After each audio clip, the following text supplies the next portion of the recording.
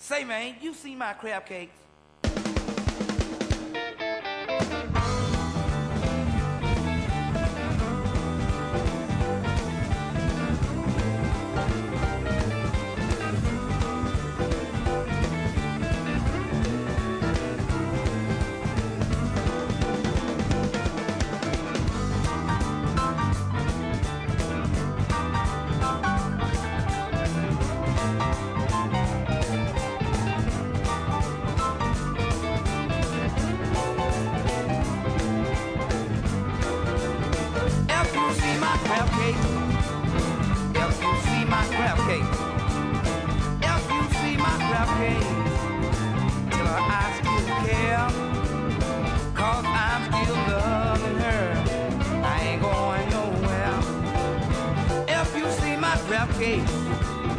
Till I'm all alone. If you see my crab cakes, tell her things went wrong. Don't call on the phone and bring a black draw home.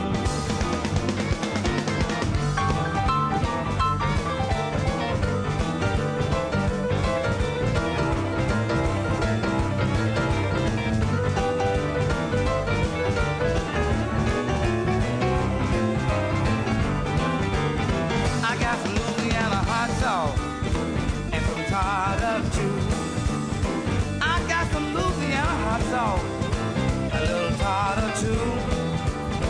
Come on, little girl, tell me what you wanna do.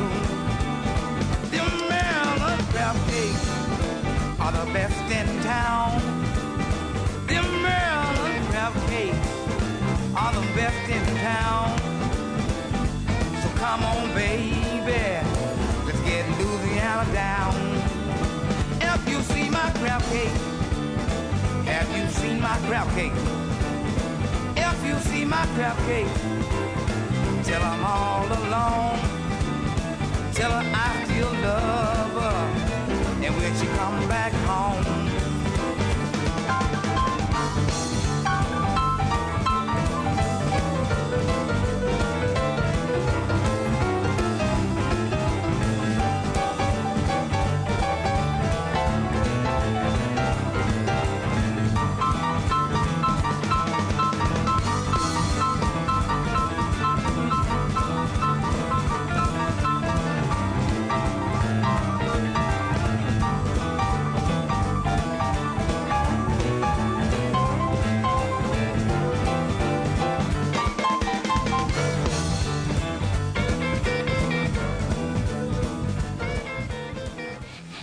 Now time for Talkin' Boxing with Billy C.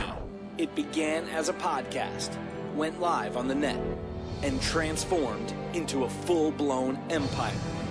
Across the web, on Fight Now TV, and on radio stations around the world. It's the only daily boxing talk radio show on the planet, hosted by the only guy with the balls to do it. Many have stepped into the ring. Many have tried to take the belt. And one by one, they've fallen. Another victim of the undisputed heavyweight champion of boxing talk radio. Talkin' Boxing with Billy C is on now. My style is impetuous, my defense is impregnable, and I'm just ferocious. I want your heart.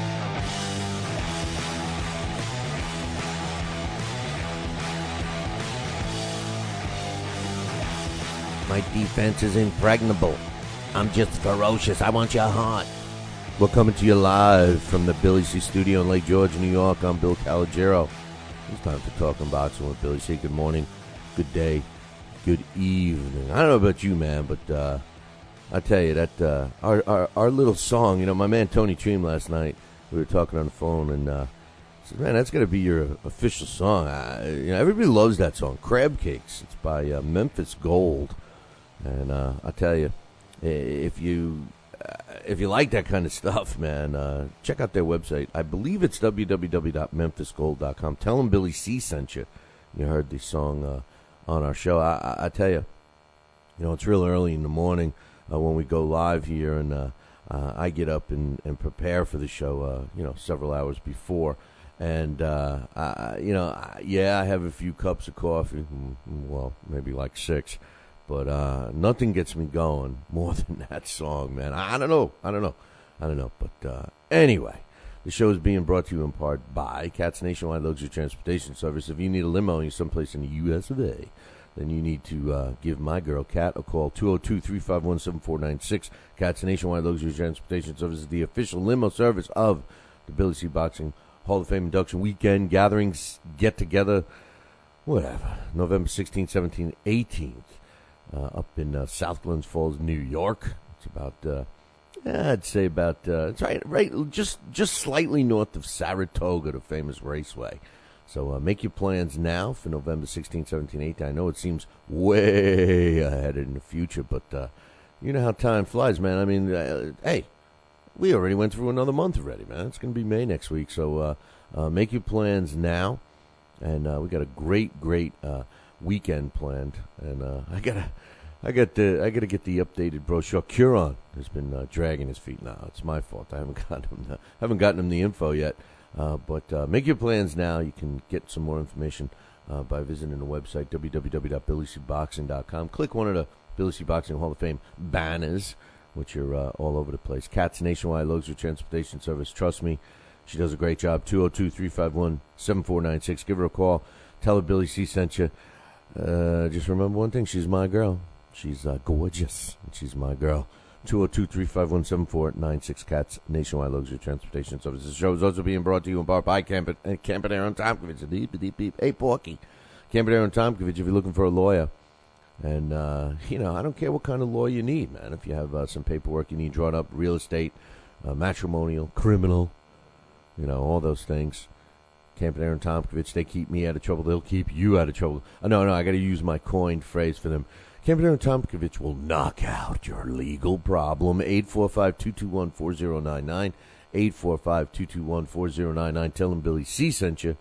And also tell them I said I'm going to pick up the consultation fee. 845-221-4099. And, of course, my good friends over at the Halftime Bar and Grill, Route 9, South Glens Falls. Give them a call, 518-792-4869. Now, the weather's getting nice. So, although it is a little chilly, it got below freezing again up here last night, but it is getting nice. Let's just say that. The outdoor facility, the outdoor section of the facility is open. Great stuff there. They have live bands there all the time, Friday, Saturday, Sunday. Also, we're going to be there on Friday night, which is tonight, man. Friday night fights. We hang out there. Now, we got a special thing because Raymond Serrano and Kareem Mayfield, which is the main event on ESPN's Friday Night Fights on May 18th, is going to be taking place in Albany. That's right, at the Times Union Center in Albany, New York. And we're going to give you a chance to get some tickets to that event tonight at the Halftime Bar and Grill. So listen, if you've been wondering what you're going to do, stick the DVR on, record the other fights, come on up to the Halftime Bar and Grill, have some fun with us, buy me a couple of drinks. You'll watch me do the Pee Wee Herman dance on the bar. No, I'll need more than that. But you get a chance to win some tickets, and not only that, we'll give you prizes, man. We'll give you stuff just for hanging out and watching the fights with us. So make sure you do that tonight up at the Halftime Bar and Grill. If you need some directions or you need any other information, 518-792-4869. And speaking of the Albany Times Union fight on May 18th, you can get tickets for that, baby, by visiting our website, www.billycboxing.com, and click any one of the Star Boxing posters that you see there, and it will direct you to their site where you can buy tickets. Tell them Billy C. sent you. Demand a Billy C. discount for the tickets. And don't forget about the Billy C. Bucks. That's right, the Billy C. Bucks, man. And if you don't know what they are by now, it's time for you to drop me an email, and I'll explain. Hey, we're looking for all of our listeners. I don't care where you're listening from. I don't care if you're watching us on TV, if you're watching us on YouTube, on LDL TV, on the internet live, if you're listening on the radio dial, if you're a podcast subscriber, it doesn't matter. Very rarely do I ask you guys to do me a solid, right? I want you to come to the Hall of Fame. I'm going to ask you that until you finally get a ticket. But do me a favor go up to our website, www.billycboxing.com, and listen, everyone, you don't have to be a listener to the show. You don't have to be a fan of the show. Geez, you could even hate me. I don't care, But even if people don't even like boxing, get as many people as you know as a favor to us, and go up to the website, www.billycboxing.com, and right on the front page, right on the right, you'll see the first fight poster, which says something like AT&T Fight Now. Do me a favor, take less than a minute. It's really, I did it myself. It takes about a minute. Just there's about 4 or 5 questions. It's a survey, and you'll be helping us get on the AT&T Uverse network, which is huge for us, the show, and you, because you'll get an opportunity to watch the show on television, like Cablevision has, and some of the other TV providers. Now, AT&T Uverse is a 3.4 million people get that. So we want you to be one of them. And guess what? It's available in 22 states, over 131 markets. Help us out, get in those areas. And especially if you have AT&T Uverse, you'll want to get the show. So do me a favor, take a minute, fill it out. Have all your friends, your family, your brothers, your sister, your father, your uncle, your brunkle, your friend, I don't know, man, whatever. Just have them fill it out. Tell them that you want Fight Now.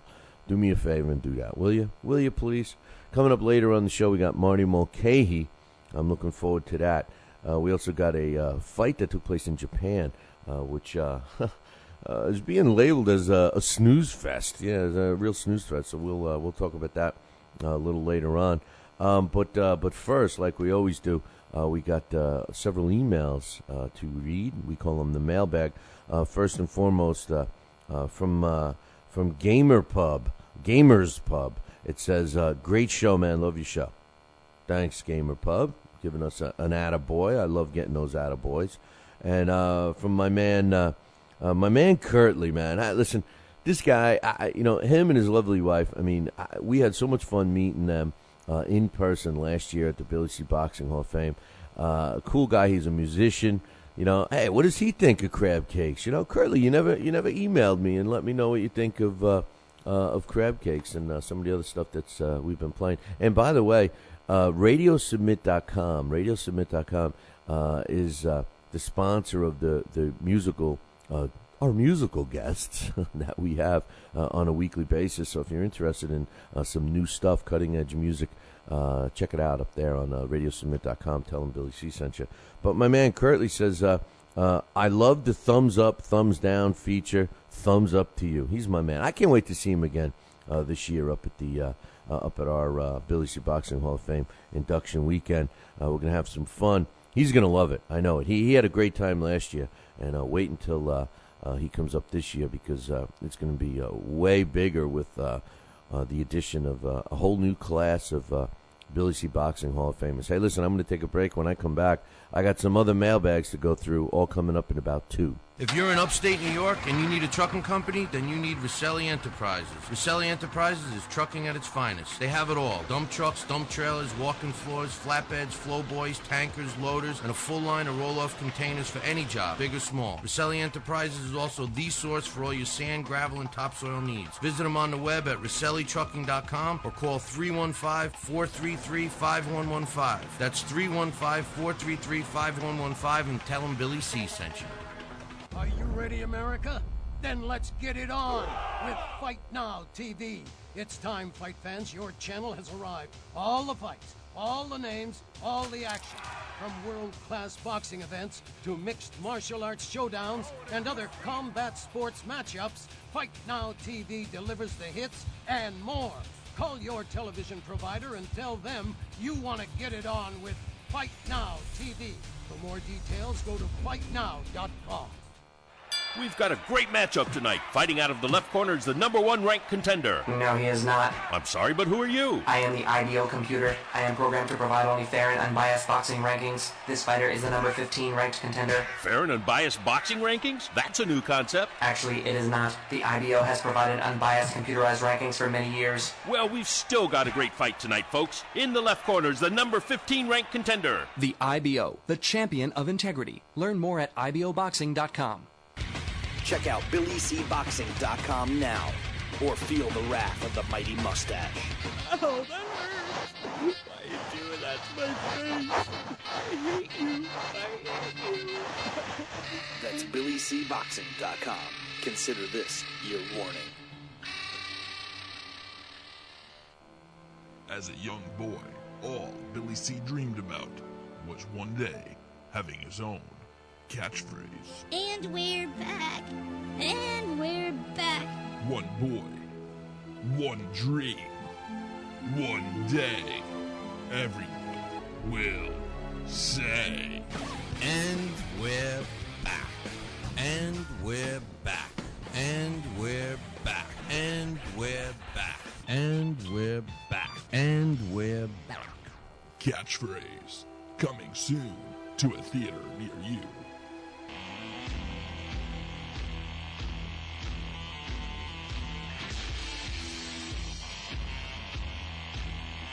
And we're back. You're listening to the Talking Boxer with the Billy C Radio Show. Hey, you're watching it on LDL TV. I think John's still mad at me. At least he surrounds himself with gorgeous chickies. That was one of my lines back in the 80s and 90s. Hey, where's the chickies today? You know, I'll tell you, they didn't like to hear that too much. But he's got my girl Dawn and Michelle, man. John's lucky. JJ's the man, though.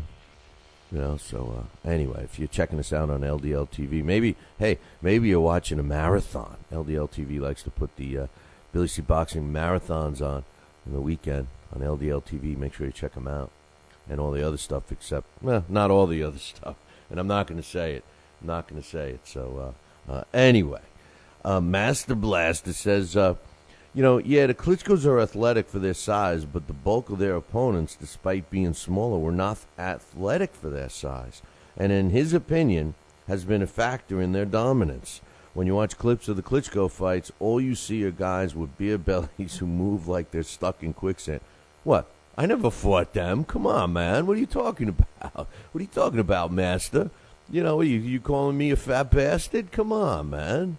Nah, I am a fat bastard, but I don't drink beer. It was an interesting. It's an interesting point, and I just after reading that, I glanced over it earlier, and I punched up the last 10 fights of Vitaly Klitschko and Vladimir Klitschko, and I look at them, and my man Blaster has a point. Not that they have beer bellies. If you look at Vlad Klitschko, his last several opponents, you got Jean-Marc Mormac. Let's not even put him in the mix, all right? David Hay. Oh, that big toe of his. We'll see what goes on with that. But, he's not exactly a fat guy. And he certainly could run because he ran all over the place. So he was pretty athletic. But Sam Peter, Samuel Peter was a guy that wasn't in bad shape when he fought Klitschko, but he definitely now just hold on.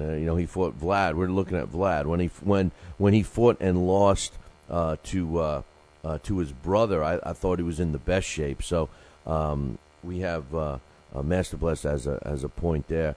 Eddie Chambers. Now Eddie Chambers, he's got a roll. He's got a roll, but he's small, so I don't know if he's exactly a slug in there. Ruslan Shagayev, definitely not a fat guy, and he's pretty athletic.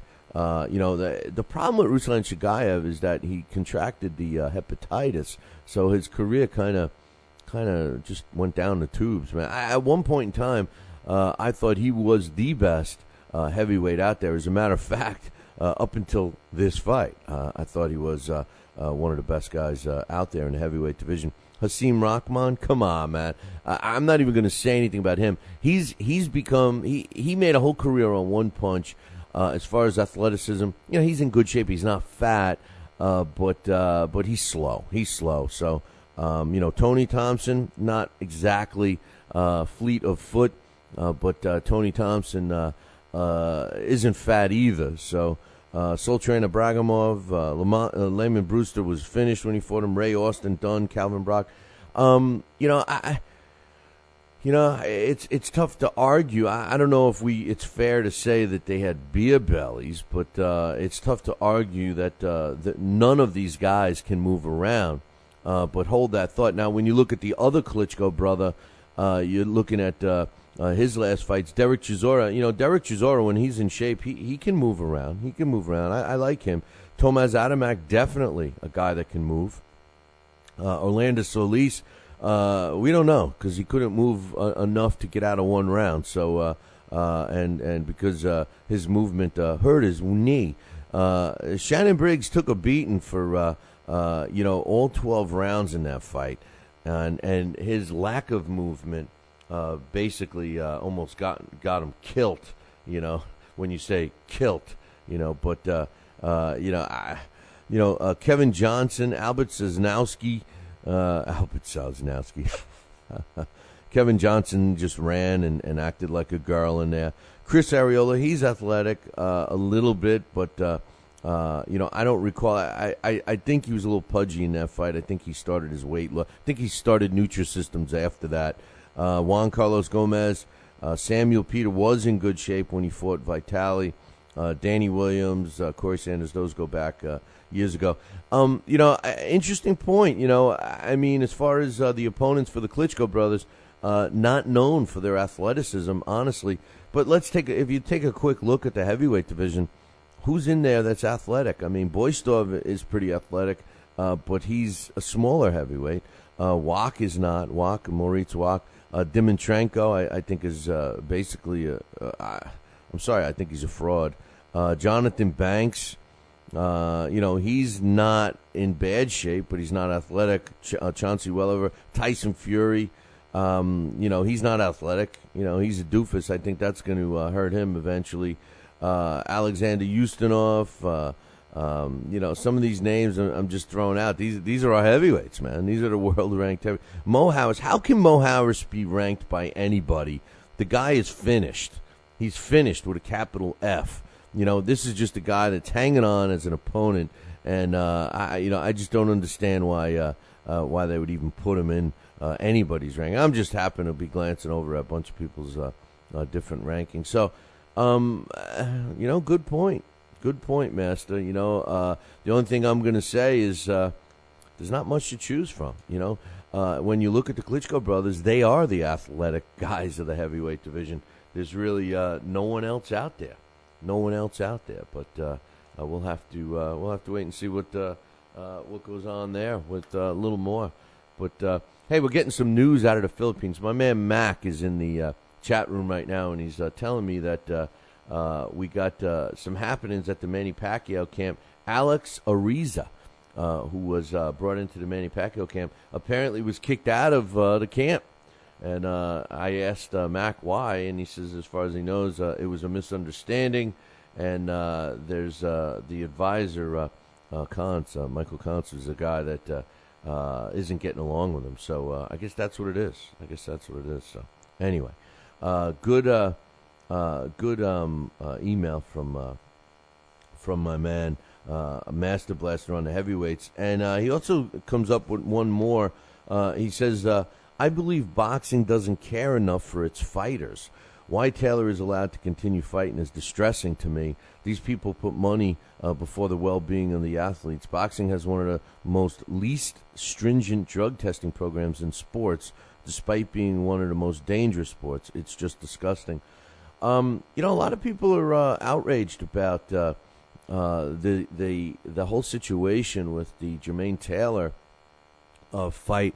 And, do we give credit to Truax for landing a good shot? I actually, after yesterday's discussion, I went back and looked at the knockout, and, he lands it flush. It landed right on the chin. Right on the X, baby, right where they draw that imaginary X, Well, actually, the X is right here, but it landed right on the side of the chin, and it dropped him. It did put him in trouble. Truax does have some knockouts to his credit, but against very limited opposition. So, Good point. I got into a big, what do they call it? A tirade? I don't know. Yesterday, I got all uptight about the ABC and the head scans and protecting the fighters, and it's carried over. And it started with the Jermaine Taylor thing. I feel bad for Jermaine because I liked the guy at one point. And, I think he's a legitimate fighter. Like you guys, I agree, and as far as the email from Master Blast, they should test for more, their drug testing should be a little more stringent. How do you have a drug test when commissions are allowed to forget to do it and don't suffer any consequences? That's one of the issues. Now, there are many people that believe the government should be running, at least here in the States, the government should be running the boxing commissions, which I totally am against. Listen, I'm one of these guys that have no faith in our government. We've become a bunch of bumbling buffoons out there on Capitol Hill. And, I certainly wouldn't want to put any more burden. They can't run the country. They can't even run the friggin' post office. I mean, think about it. They can't even run the post office. So why would we put boxing in their lap? And here's the worst part. The way the government is working now, and the way that they don't really look out for the well-being of its citizens, they care about their party. How would we rely on them to control boxing? And people think that it's corrupt now. It would be more corrupt. Now, the ABC is a different situation. I like that theory. I like all of the commissions having to answer to them. However, I was very disappointed in the president's response to me about my idea. Not that he didn't like the idea. He loved the idea of prior to giving a fighter a federal ID card, that they have to get a head scan to prevent these types of injuries. But then exactly what Master Blast is saying, the reason they don't want to do it is because of the do-re-mi, money. That's right, the money. And they're like, well, who's going to pay for it? If the promoter has to pay for it, then they're not going to do it, and then we won't have boxing. So there has to be a happy medium somewhere. And I asked somebody once, I said, why can't, what's the problem with, the government? Because the government can't, people say that the government should run the commission, but it's not really them running a commission. It's them overseeing something like the ABC or them becoming the ABC. And someone told me that the reason why you have to have individual commissions here in the United States is because state to state gets to make up their own rules. And that's why the commissions vary from state to state. I think because I had this whole presentation where I said, oh, they should do this. Well, you can't force the commission is the point. The feds can't force the commission. So, what does it all mean? Well, it means when a state like Texas forgets to do urine test after the fight, there's no repercussions for them, and there should have been. There should have been something. I mean, come on, man. But, hey, listen, we got to take a break, and when we come back, I got a couple more mailbags. I got some fight results. I got plenty of boxing news to catch up. And, oh, yeah, we got Marty Mulcahey, too. Are you ready, America? Then let's get it on with Fight Now TV. It's time, fight fans. Your channel has arrived. All the fights, all the names, all the action. From world-class boxing events to mixed martial arts showdowns and other combat sports matchups, Fight Now TV delivers the hits and more. Call your television provider and tell them you want to get it on with Fight Now TV. For more details, go to fightnow.com. Broadcasting in all corners of the globe, on the web and radio. He would scoff at a stretch of that man, I would think.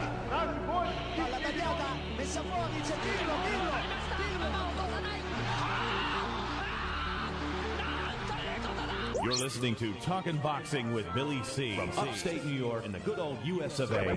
Boxing is here to stay because we are here to stay. The best 2 hours of boxing talk on the airwaves. Hey, fight fans, check out KOFantasyBoxing.com. KO Fantasy Boxing is boxing's only trademarked fantasy game. Check it out, www.KOFantasyBoxing.com. Select your own gym, your own fighters, track them through a season that can last from 3 months to a year, depending upon which league you join. You got to check this out, man. www.kofantasyboxing.com. Join it today. Again, www.kofantasyboxing.com, and tell them Billy C sent you. Now back to Talkin' Boxing with Billy C., the only radio host man enough to take a punch from Mike Tyson. Wait a minute, man. Hold on there. Jeremy, man. I need you to take this one, all right? Wait, what? No way. I can't do this. Need I remind you I'm Billy C, damn it? Now put on that mustache and get in there. Hey, look at me. I'm Billy C. Crap.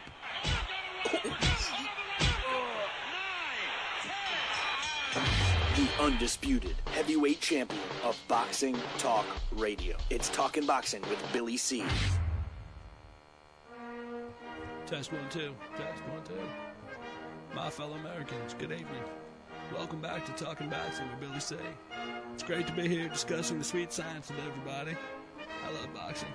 I love talking boxing. It's what I do. Bill. Wait, what? Bill. Why are you interrupting me? What? Wrong. What's the problem? Billy C. I did not have... We're gonna have to ask wrong you. speech. What do you mean wrong, Billy C? What's going on here? Fine, I'll go.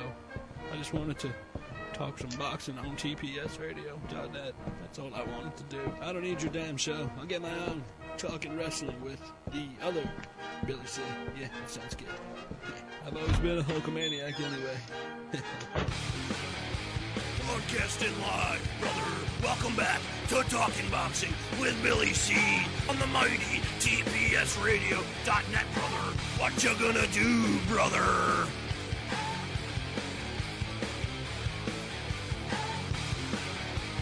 And we're back. You are listening to the Talking Boxing with Billy C radio show. You're watching us on the Fight Now television channel.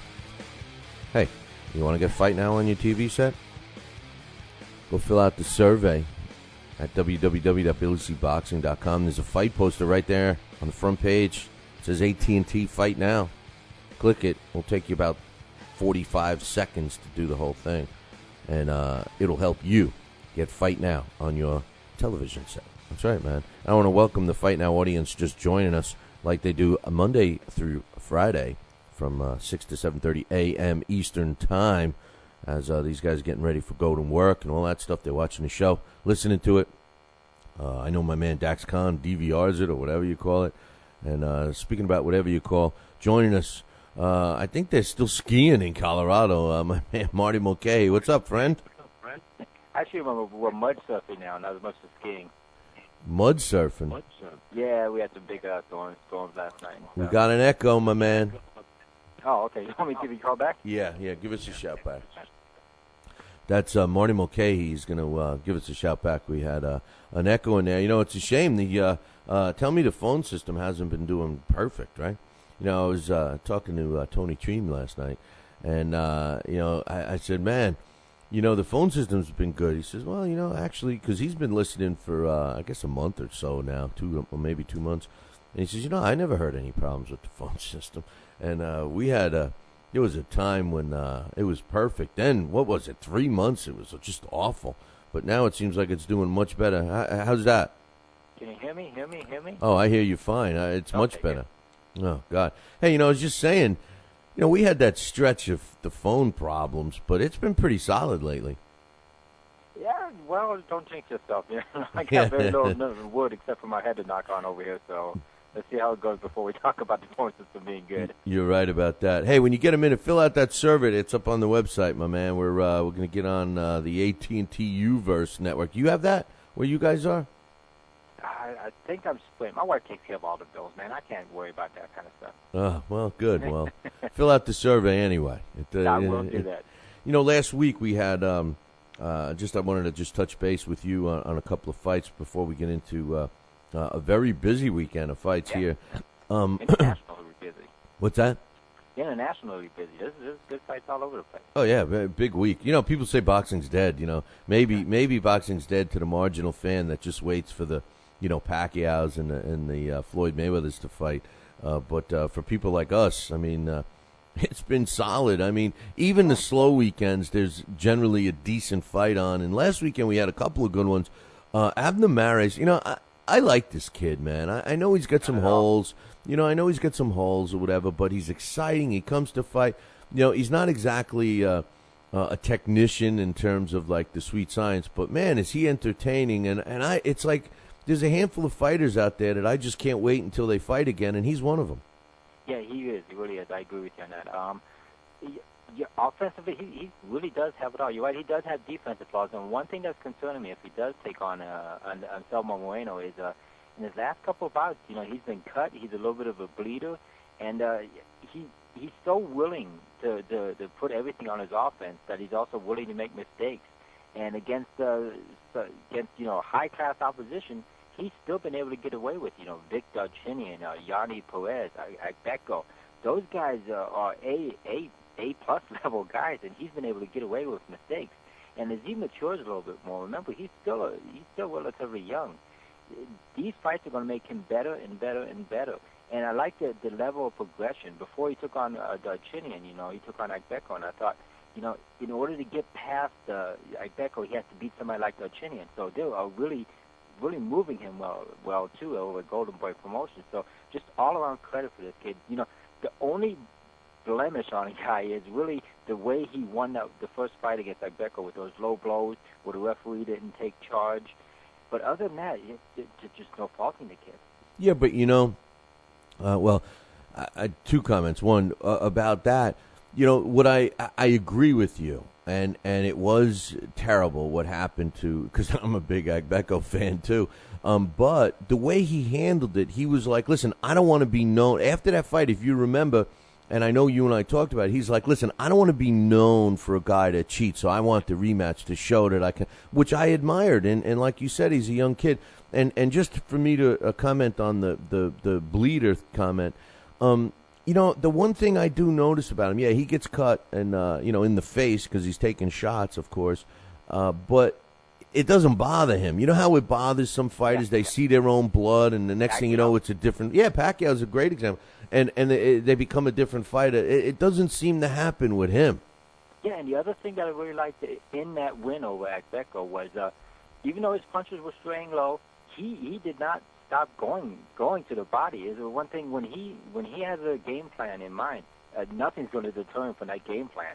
And it also showed very well against Vic Darchinian, where he got some low blows in there as well. And this guy just will not be discouraged from going to the body. He's just when his corner tells him to do something, he does it, and that's something that you really look for in a fighter, because oftentimes you hear the corner give him the instructions that can win, with other fighters, and they go out there and they don't do it. This kid is not like that at all. Remember, he was trained by Nacho Beristain early in his career, the same guy who gave us the Marquez brothers. So he got a really solid fundamental education when he first came out of the amateurs. And he was a great amateur, went to the Olympics. Unlike most Mexican boxers who don't have a lot of great amateur, the fundamentals that the amateurs can give you behind him, he does. Yeah, no, he's a solid fighter. I don't want to compare him to Ricardo Lopez because I have such a high esteem for Lopez and think he's maybe one of the 10 greatest fighters ever. But he's in that mode as far as he really has everything except for the defense so far. I think he's going to have a great future. He's young, like you mentioned, and he's fought some tough guys. That's one thing that irked me a little bit about the comments that they were saying during the broadcast, that he's has the toughest schedule in terms of level of opposition, which I'm not going to deny that he's up there in the top handful, but I don't know. I think that award has to go to Carl Froch. But I really like Mares. I'm looking forward to him. The only knock on that fight had nothing to do with the two fighters.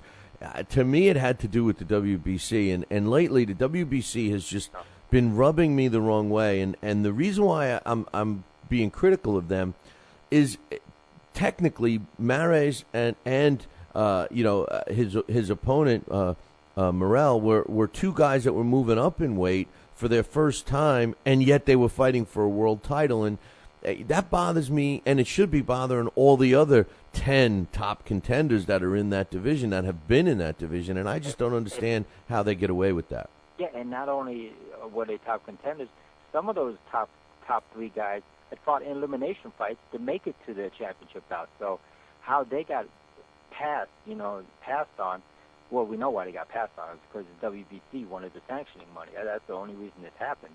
So, the WBC gives you the ammunition to hate them, and lately they've been giving you a lot of that ammunition. But if I'm a manager for one of those top 3 rated WBC bantamweights, I'm filing a lawsuit tomorrow. Yeah. Well, I guess I didn't hear of any negativity, and that particular card took place at UTEP, and they didn't have any security issues there. I know, but it was still in the blanket of UTEP, right? Well, yeah, I don't know. Is Jose Suleiman, can we consider him an international terrorist for all the stuff he's done in some of the boxers? Maybe they shouldn't even be allowed into the country if they're going to go that far. You're right. I think he should be. Now, Marino, I didn't get to talk about him much this week, and, I got to give him credit. I mean, he's really, and I said this at the beginning of the week, here's a guy that's been around, and not that we don't know who he is, but really we haven't been subjected to him, really. He just hasn't been offered to us on television here in the States, and I think I'm welcoming it because I enjoy watching him. And, I was shocked to hear he's only 26. For some reason, I thought he was already well into his 30s, and I double-checked. I thought the announcers made a mistake, but they didn't. He's only 26. Yeah, I love the kid. And the other thing is, he wins. What I appreciate about him is he wins on the road. Some of his toughest fights have been on the road. I believe he won the title in France. He defended in Venezuela against Neomar Solomeno, who is really his rival. He had 2 split decision fights with him that were fantastic, back and forth type of fights. And, in his last 2 fights, he's come here to the United States. This guy has really got it all, a southpaw, awkward style. And I would say right now that there's no other boxer in the sport who throws punches in the pocket like he does. He doesn't get outside of the pocket where he's, no longer in the danger zone. He stays within punching range and still gets his punches off. It's granted, it was against a slowing and aging Victor Chinian, and David Delamore is no world beater. But, in previous fights of this, he's beaten, top 10, top 5 type opposition in a dangerous style that he has, where he puts himself as dangerous as much as he puts his opponent in danger by staying in that punching range. I want to talk just briefly, because there's several fights I want to get into, but I want to talk briefly about Jermaine Taylor's fight against Caleb Truax. He looked good up until he was dropped, and I didn't think he was going to get up. I mean, I thought he was in trouble. He credit to him for surviving, but it's brought up a lot of topic of conversation for us here about the well-being of him and should he be allowed to fight. And then I'm reading emails from listeners that just feel that boxing isn't protecting fighters, and when you see that and you see and I don't want to knock Truax because he was an undefeated fighter and all of that, but was never known as a guy like you didn't go into that fight saying, oh man, Taylor's fighting a heavy-handed puncher. That wasn't discussed. And you see one solid shot is the only solid shot that I thought Truax landed on him, and he crumbled like a piece of tinfoil. What would happen if he got back in the ring with like a Kelly Pavlik? He would probably be stopped because Truax just only had 18 fights coming into that, so yeah. He didn't really have the experience to go after a veteran like Taylor when he did have that opposition, when he did have that chance. They say during every fight there's that one opportunity where either fighter has a chance to win it. That was his one opportunity. He couldn't capitalize on it. It really is a tough call with Jermaine Taylor because he didn't just get stopped when he was stopped by Frosh and also Arthur Abraham. He was stopped in the last round. So he took 12 rounds of punishment and then was stopped. That's the worst kind of stoppage. I'd rather have my guy get knocked out in the first 2 rounds and only absorb that one big punch than the continued beating before you.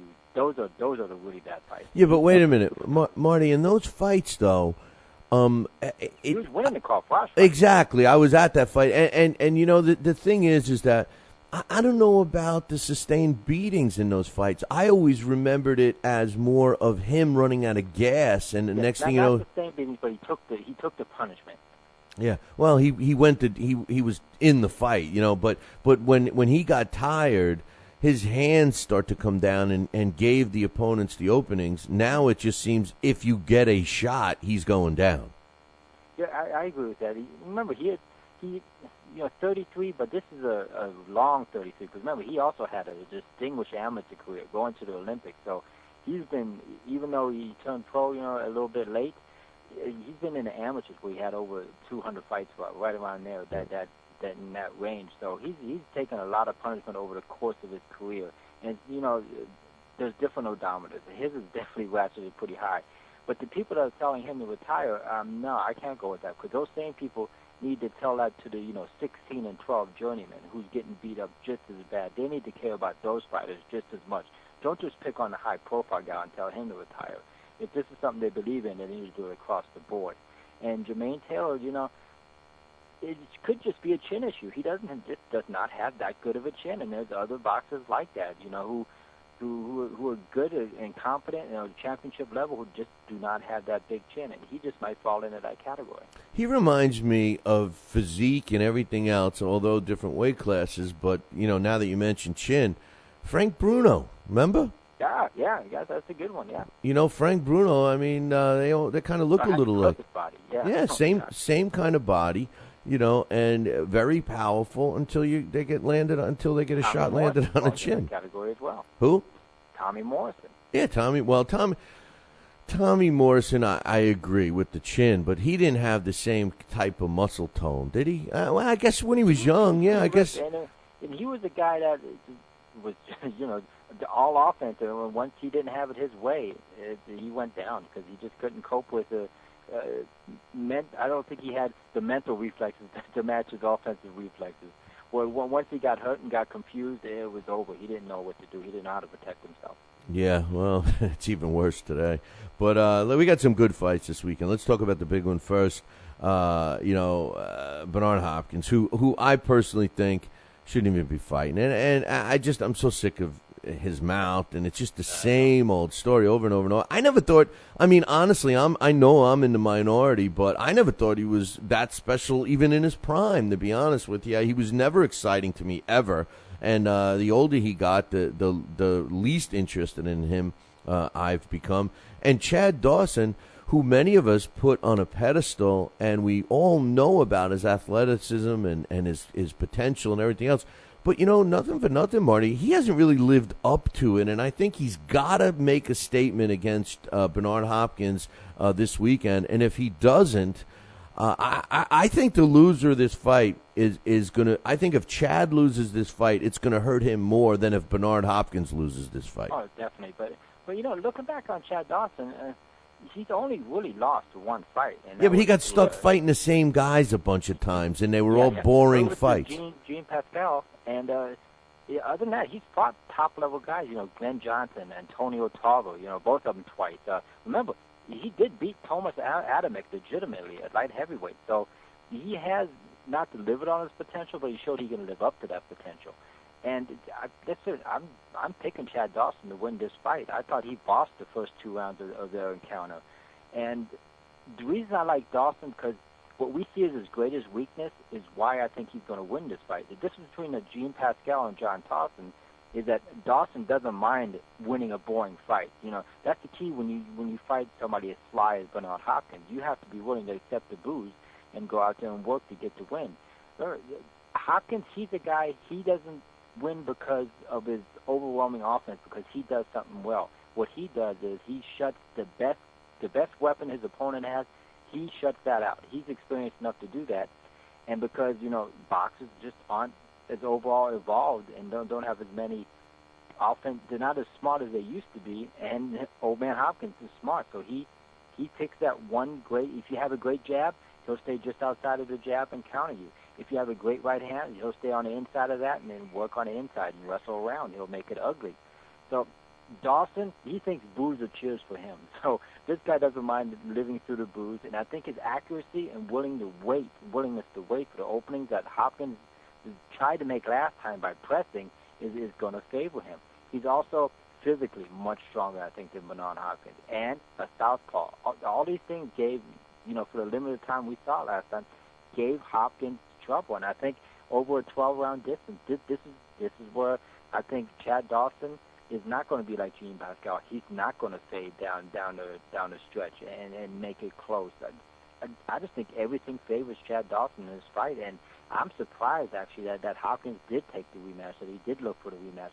That's the only credit I'm giving him to date right now. But if he beats Dawson, then unfortunately I have to fall in line and say that Bernard Hopkins is the one of the greatest ever, and right now I don't really believe that. I think that he's the greatest ever at shutting down his opponent, but he's not the greatest ever, middleweight.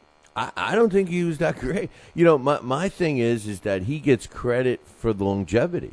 He was never exciting, even in his prime. Never. And the best, I said it earlier in the week, when Jean Pascal mimicked him, and remember when he says, "This is all you do, B-Hop," and it was at a press conference or something like that, and he when Bernard got all of the accolades for being exciting in a handful of fights when he just was letting his punches go, he wasn't delivering his punches like a fine-tuned boxing machine. He was punching like a street fighter, like a bar, like a drunken, like an Irish drunken guy in the bars, And I thought it was funny when Jean Pascal did it, but as funny as it was pretty damn accurate.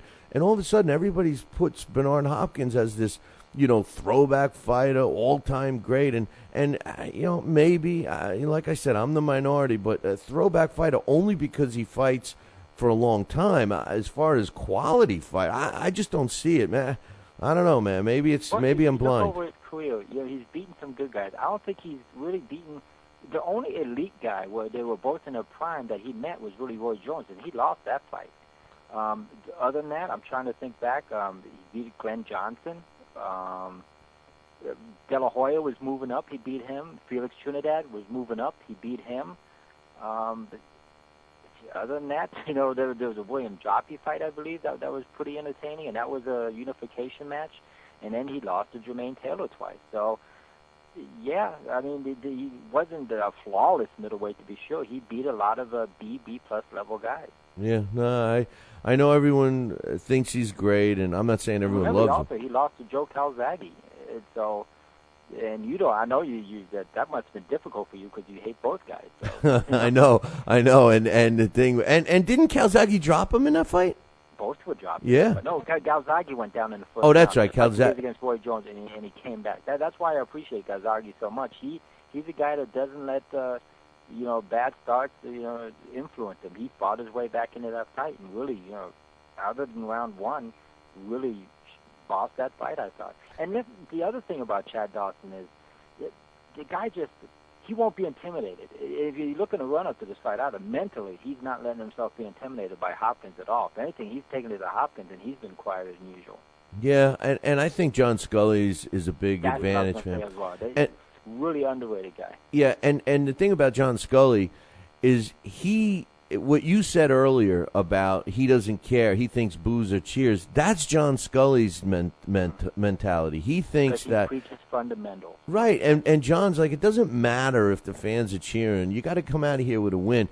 But both, and I've talked to John about this fight, and their attitude, both his and Chad, is we got to end the career of this guy. We got to get him out of the boxing because it's just too much. And that's been their war cry, so to speak, since training started. And they've been training for this fight for a long time. So I'm anticipating Chad Dawson to be 100% ready. And I'm expecting to see the best Chad Dawson. So we'll get a good indication of how where he's at. And I'm also rooting for Dawson, not only for the stated fact, getting Bernard Hopkins out of there, but to give John Scully actually some credit, because this guy does so much work with amateurs, around that New England region, quality work, who, like I said before, a guy that really teaches the fundamentals, and who I think some other pros who, have lost their way, I guess is a good way to put it, should go to really kind of we find that spark, that love of boxing that John Scully never lost. No, you're right, and that was very influential in getting him into our Billy C. Boxing Hall of Fame. But another good fight that's on the ticket for this weekend that hasn't been getting much press, and I'm shocked because it's You know what fight I'm going to tell you too? Roman Gonzalez against Ramon Garcia is a very good fight. I don't understand why it's not getting as much press as it should. Yeah, I think TV Azteca or one of the Hispanic channels is going to Azteca showing that. So you're right. I'm definitely going to watch that. I think Roman Gonzalez right now is a pound from not overall body work, but currently the state he's in is a pound for pound type guy. He is just destroying people and looking good doing it. It's just the little Nicaraguan. It's just it's so hard to describe. You know how we're talking about Mares is just missing that one thing? Roman Gonzalez might have it all. He's the entire package. And Morales, I don't agree with you that he's really at Chocolito's level. He's an up and down kind of guy. He'll look great in one fight, and another fight he won't stick it out. But he just doesn't have the physical skills to really beat an A-level guy. And Roman Gonzalez is definitely that A-level guy. For the amount of time it's going to go, I think it's going to be exciting. But Chocolito just runs over this guy, and it's over by the 5th round, I think. Well, let me throw another real good one at you that isn't getting any press. Johnny Gonzalez against Elio Rojas, which that's the one you were going to mention first. Well, that was the one I meant to mention first. I had it. They were flip flopped on my list, and I went, damn! As soon as the words came out of my mouth, I'm like, wait a minute, that's not the one. But Elio Rojas was a guy that was a champion in recess. I'm going to get to that issue with something else a little later on the show. But Johnny Gonzalez reminds me a lot of Jorge Arce. Both guys were written off. They're not old, really, by boxing standards, even by boxing standards, and yet they both have been revitalized, and they're at the top of their game, in my opinion. And Gonzalez really has an opportunity here, should he come out on top, to get him to separate himself from the rest of the pack. Yeah, I think Gonzalez should be much higher rated than he is. I think he might be outside of Orlando Salido and Chris John, I think he might be better than both right now.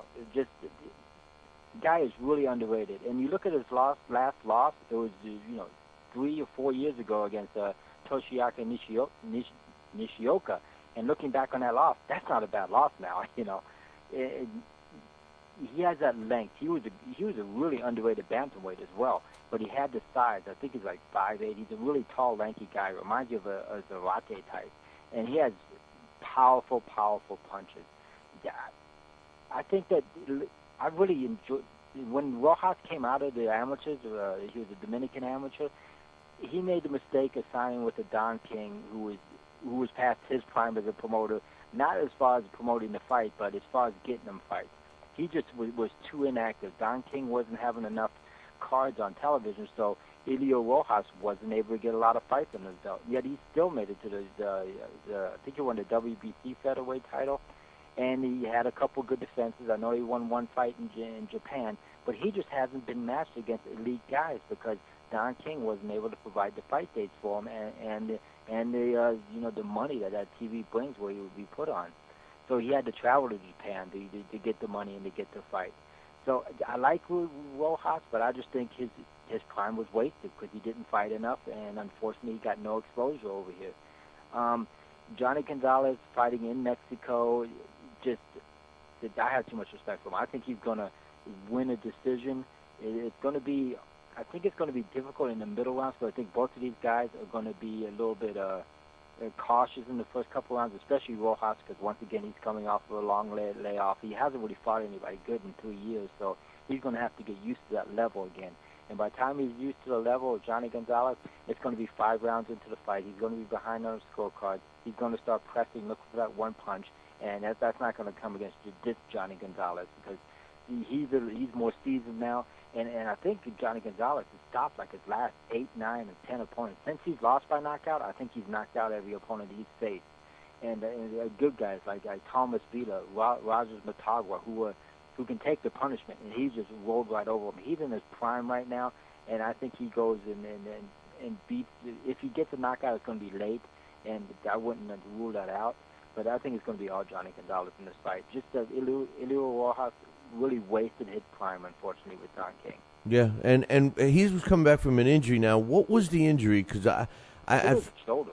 Yeah, okay, it was his shoulder. For some reason, I thought it was his hand, but okay, yeah, I think Gonzalez is definitely at his peak, and you put it perfectly. This Johnny Gonzalez is not going to lose to Rojas for sure. Hey, one last fight I wanted to ask you about Sunday, which is actually at a good time for us. You know, no football, but hey, we could watch some boxing at 1 o'clock, at least here Eastern time. But I can never pronounce his first name. I won't even try. But V. Senchenko is going up against the Magic Man, Paulie Malignaggi. What do you think, man? Is Paulie going to come back to the States with a belt?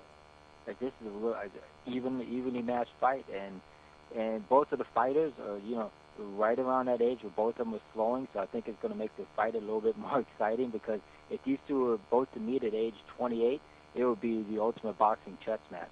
Because these guys rely on their jab. Senchenko's is a little bit bigger, a little bit longer. I know he's bigger height-wise. I don't know about the reach, but it looks like he has one of those, those long, lanky reaches as well. And I think the jab is going to dictate this fight. And Paulie Malignaggi, I like his shtick. I think he's really fun. He's a really intelligent kid. He plays up, the Jersey Shore aspect of his life a little bit. But I really appreciate him. I hope he goes into broadcasting after he's done boxing. And I think this fight will push him just a little bit more there, because as his reflexes are dulling, he's taking too much punishment. And Senchenko is not a powerful boxer, but he's accurate. He's got the accuracy to beat Malignaggi, and he's going to be fighting at home. So every jab he lands, the crowd's going to roar, and the judges are going to pay just a little bit more attention. And Malignaggi, at this point, I don't think he throws enough punches to produce the volume that's going to take to win a decision in Russia. And I'm not saying that it's going to be a robbery, that he's going to win the fight. I think Senchenko, he has that sense of space, that sense of distance that he controls and dictates with his jab. And he's going to win this fight on the jab, and once in a while countering the counterpuncher of Malignaggi, who I think is going to have to not fight his fight and be more offensive. And that's just not Malignaggi games. He's more of a reactionary fighter. And when he has to, that's why when they lost the purse bid, when Golden Boy didn't win the purse bid, I thought they lost this fight. But he can't fight his fight and win in Russia. Yeah, well, they didn't think it was going to be a draw, and they didn't bid enough. They bid well. I think Senchenko's people really outbid him, didn't they? Didn't they come in like way higher? It wasn't like just a few dollars. It was it was huge. And that's the one thing with Golden Boy. Look at their roster. Outside of I think Danny Garcia, he's probably the only real East Coast guy they have. So when they signed Malignaggi, they don't put on a lot of East Coast guys. If this fight was going to get made, it should have been made in New York or Atlantic City, where he's a draw, and they just couldn't put the money together to have him as the main event. And HBO wasn't going to buy it, so they just didn't put the money into it. And that's the one thing about Golden Boy. They now, I think they got a contract to fight at that new Brooklyn arena. Yeah. That doesn't kick in for another 6-7 months, so they have no East Coast stable, and they're not putting the money into the few East Coast boxes they have, because they just don't have the fight dates in the East Coast for them yet. Yeah, but they must know that, because they signed a monthly. I think they're doing a monthly series in Brooklyn starting in October, and rumor had it that Paulie will be the main event on that card. So I think they're hoping he comes home with a belt, because I think it would be a big draw for Paulie Malignaggi should he come back and fight in Brooklyn with a belt, win his first defense at the new arena. I mean, that would be huge. Would be good. And get some kind of fight with Zab Judah going, that would be good as well. They're close enough in weight. Yeah, they are. But you know what the thing is between those two? I know they both say, we're from Brooklyn and everything else. But, whoever you like or whatever, Paulie Malignaggi is a true draw in Brooklyn, and I don't think Zab Judah is.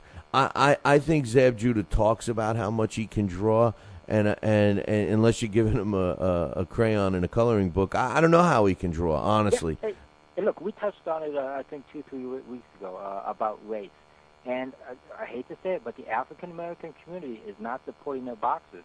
And I can say the exact same thing about the Cuban community, who has some fantastic boxers right now.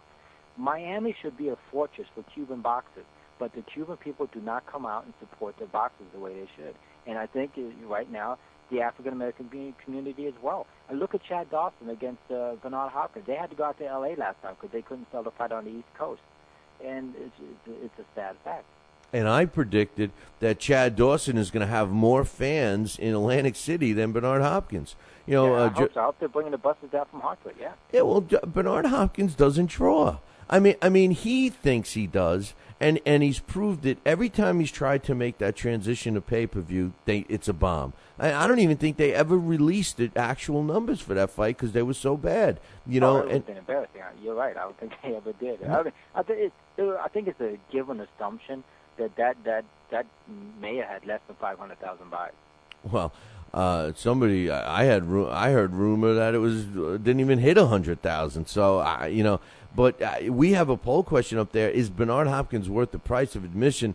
89% of the people that have voted said no, he's not. That they wouldn't even buy a ticket to his event, let alone a pay-per-view. You know, so I mean, you know, he's delusioned. You know, and he's the only one that thinks that everybody wants to see him. You know, and I know he likes to use that negativity as you know, fuel, yeah. Right. He uses it as fuel to get him going, but. The facts are the facts are the facts, you know. And then again, you know, Chad Dawson couldn't sell out in his hometown of Hartford either, in Hartford, Connecticut, when he fought there. So, you know, who knows? Who knows? But, yeah, I think, you know, 50, 60 years from now, I think Bernard Hopkins is going to be seen as a Maxie Rosenblum type, you know, a guy who's really good. His legacy is going to diminish more and more. You know, a guy who fought everybody, who beat everybody, but it was always by the skin of his teeth. And never exciting. where you appreciate what he did, but it's not. You don't remember it. It's one of those things. You know, what's that classic Bernard Hopkins punch? What is that one classic rivalry he had? He really didn't have any. And when he did, he lost to Jermaine Taylor twice. And like I said, the one person he met in his prime that was at his level, Roy Jones, defeated him. His classic and most remembered punch is going to be the headbutt, I think. Or falling out of the ring. Yeah. The two injuries that he sustained. Yeah. You know, that's what I think anyway. But Marty, I know you got to run. Enjoy a busy fight weekend, and we'll be looking forward to you next time. All right? You're good, and also remember a pretty good ESPN card tonight too. So I know Showbox. So yeah, there's plenty to watch tonight. There's plenty to talk about next week. Let's do that. The Showbox fight. There's 3 of them on tonight. There's the ESPN. I mean, chock full of weekend, man. And over in England, catch that Tony Bello, Danny McIntosh fight as you can. I think for the time that lasts, that's going to be over. Yeah, I tell you, it's a busy week, and then we got another good one next week. We got a one after that, you know, and then we're into June. That's for sure. We're in boxing season, is right. All right, my man. Have a good weekend. Enjoy the fights. We'll talk to you next week. Everybody enjoy their weekend. Goodbye. All right, bye-bye. That's Marty Mulcahey doing what he does best. I got to take a break. We'll be right back. Talkin' Boxing with Billy C. now has official merchandise available on TalkinBoxing.com. T-shirts, sweatshirts, hoodies, and mugs. And yes, even undergarments. Talkin' Boxing apparel is the perfect gift for the boxing fan in your life. Log on to www.talkinboxing.com. That's TalkinBoxing.com and place your order today.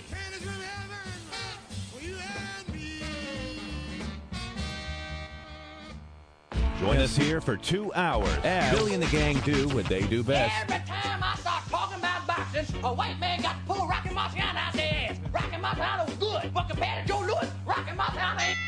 It's Joe Louis's ass. Joe Louis was 75 years old when he fought. Huh? What? We're supposed to be talking boxing. It's Talking Boxing with Billy C. As Billy C. sits here in the multi-million-dollar Talkin' Boxing Studios, sipping a fine wine before you're even out of bed, you should be thinking, damn, I wish I had a mustache like his. It's the Talkin' Boxing with Billy C. show. He's Billy C., and you're not. Sucks to be you. Now let's dig into our archives and hear a rare interview when Billy C. first became the champion of boxing talk radio.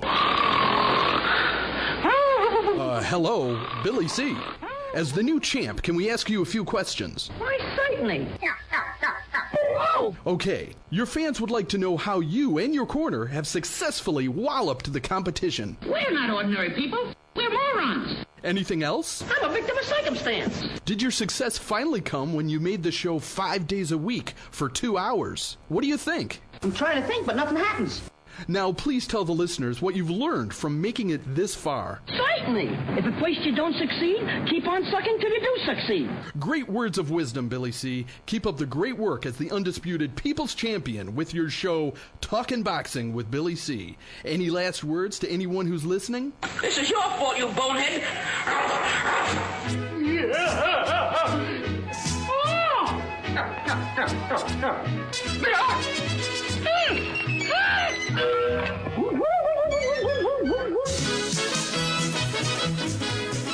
And we're back. You're listening to the Talking Boxing with Billy C radio show. You're watching it on the Fight Now television channel. And if you, too, want to have the show broadcast on your television set, then you need to call your local television provider and tell them that you want the Fight Now channel added to your sports channel lineup. It's that simple.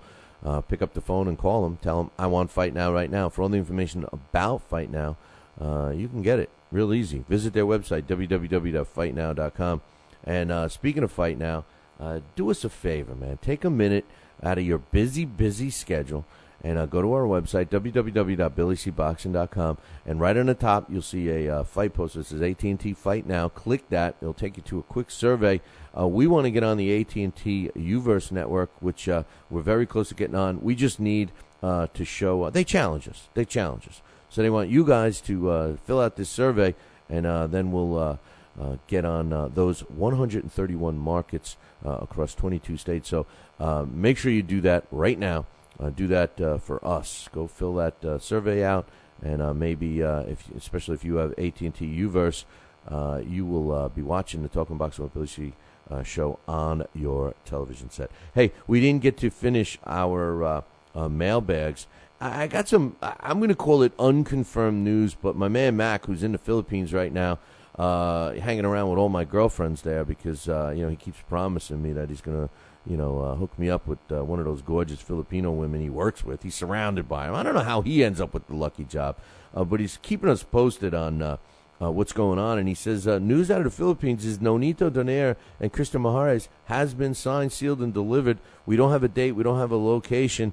But according to my man Mac, he said that Nonito Donaire has already started training for this fight. So a lot of the anticipation that was going to be the next one after Mahares won recently, it seems to be like it's coming true. So I want to thank my Mac man for giving us the heads up on that one.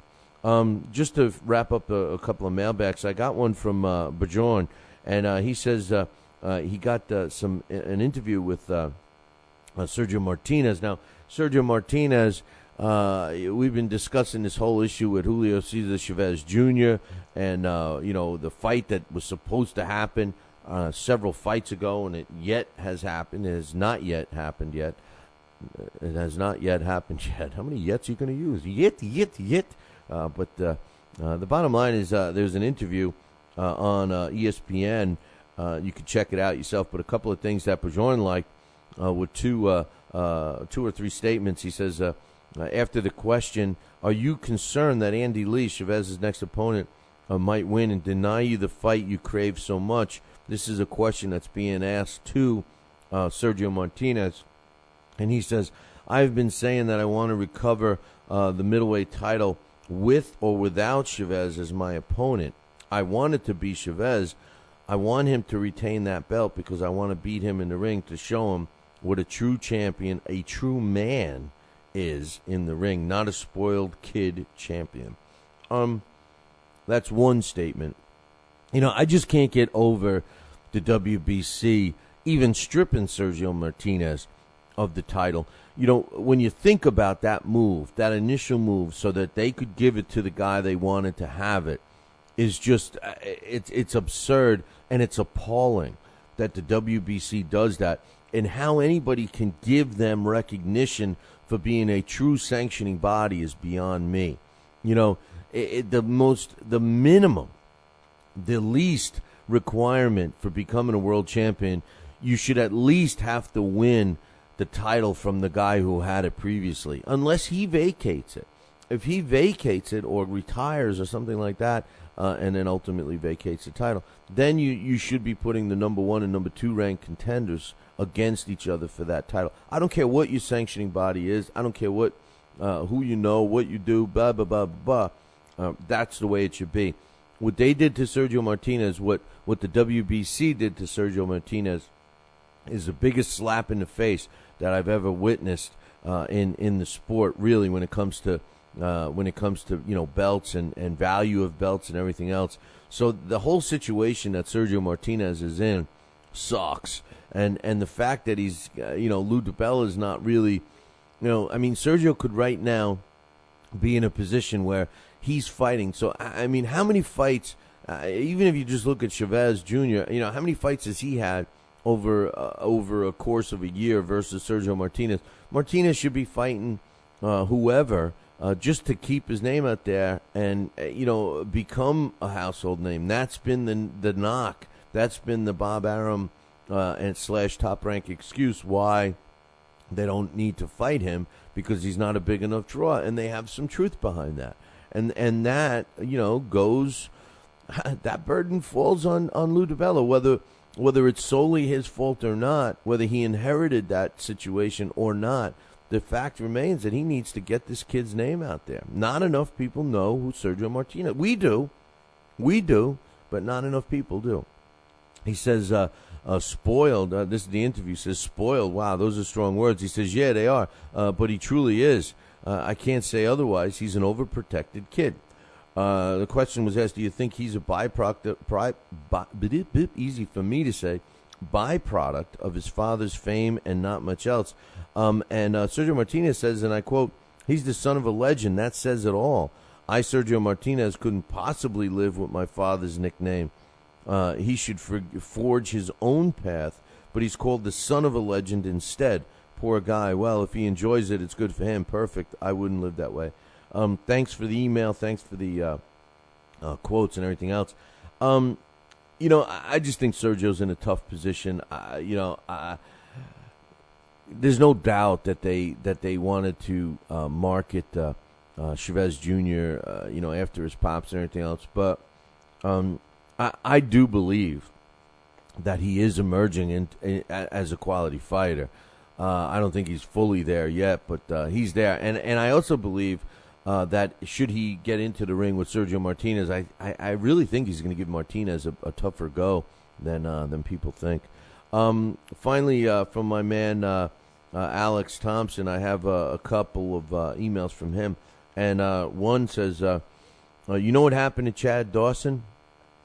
He says he got Rosario'd. Now, I knew what he meant, but... and if you guys recall, Hector Macho Camacho was a fighter that was extremely, like, if you're not old enough to remember when Papa Hector was in his heyday, you missed out on a really good quality fighter. He had it all. But then he met up with Edwin Rosario, and Edwin Rosario really gave him a beating despite losing the fight. And since that time, Hector Camacho became more of a safety-first kind of a fighter. And that's what my man Alex T is suggesting about Chad Dawson. He says, remember, before Hector Camacho fought Rosario, he was knocking guys out. He was aggressive. He had blinding speed, and he was blasting out quality fighters, which is 100% true. He says, then he fought Rosario. And even though he won a close and controversial decision, Camacho got his bell rung, and it changed his style. From that day forward, it was a safety-first fighter who never wanted to mix it up. To every listener you have, I say watch the Rosario-Camacho fight on YouTube. I believe it's in the 5th round when Rosario starts putting a beating on the Macho Man. I have never seen a fighter so hurt badly without going down. Camacho got his head handed to him from corner to corner in that round, and he was never the same, which is 100% true. I remember watching that fight, and I was a Camacho fan. I had met him personally and, was a big fan of his. And, Edwin Rosario just, he didn't get the credit he deserved. And like Alex T, not only was it a controversial decision, I thought for sure Camacho lost that fight because he barely, he just went into survival mode from that round on. And then Alex T goes on to say, in my opinion, this is what happened to Chad Dawson in his first Glenn Johnson fight. Chad won a close decision, but he had his bell rung several times, and he took harder shots in that fight than he had. He took more hard shots in that fight than he had in all his other fights combined. He's never been the same since. He's now a safety-first boxer who refuses to take chances. Thank Glenn Johnson for that one. You know, I also think, and I'm not going to argue with Alex T because he makes a really good point here about that, and it's a really good comparison. But, you know, I also think that, you know, styles make fights and opponents, you know, make the fights as well. And I think, like I was saying earlier, one of Chad Dawson's problems was the fact that he had to fight the same guys over and over, you know, a couple of times because of titles and contracts and blah, blah, blah. And those guys he was fighting were older guys that, in my opinion, were done, even though, you know, Tarver's still fighting. But still, you know, and you know, because fighters don't fight so frequently these days, it just dragged it out. And before you know it, years gone by, you know, and here he is again. And that's why I feel that it's extremely important for Chad Dawson to win and win big against Bernard Hopkins, not do what Marty suggests he may do, and that's just, you know, win a solid boxing match, you know, like just outbox Bernard, because obviously he's got the height and reach advantage and the boxing skill way better than Bernard Hopkins, and he could fight B-Hop from the outside and win a boring fight, which, you know, would be the smart thing to do, and I wouldn't really knock him on it. But I think what he needs to really get on top again in terms of everybody really saying that he's the best light heavyweight out there is to really, really destroy Bernard Hopkins. Now, there are going to be naysayers that say, well, Bernard Hopkins is 100 years old. How good is Chad if he beats a 100-year-old guy? The bottom line is Bernard Hopkins is putting his own head on the chopping block, and Chad Dawson's job is to chop that thing off. You know, that's it. One last thing from my man Alex T, and then that wraps up our mailbags, is he says, as dull as the Hopkins-Dawson fight's going to be, I'm interested in it simply because I'm one of these guys that is not only a fight fan, but also a fan of boxing history, for better or for worse. Both Dawson and Hopkins will be both remembered as two of the best from this era. In this day and age, it's rare that we see two top guys in any weight class facing it off. He also wants me to give him a suggestion for a book. I suggest either one of Clay Moyle's books right now. Billy Miskey is the new one. We're giving that one away for a trivia question. And also, if you haven't read Clay Moyle's book on Sam Langford, you got to do that. As a matter of fact, if you're looking for any good book, go up to BillyCBoxing.com, and we have the Billy C Book Club. All of the books in the Billy C Book Club are supported by us, and we highly recommend all of them.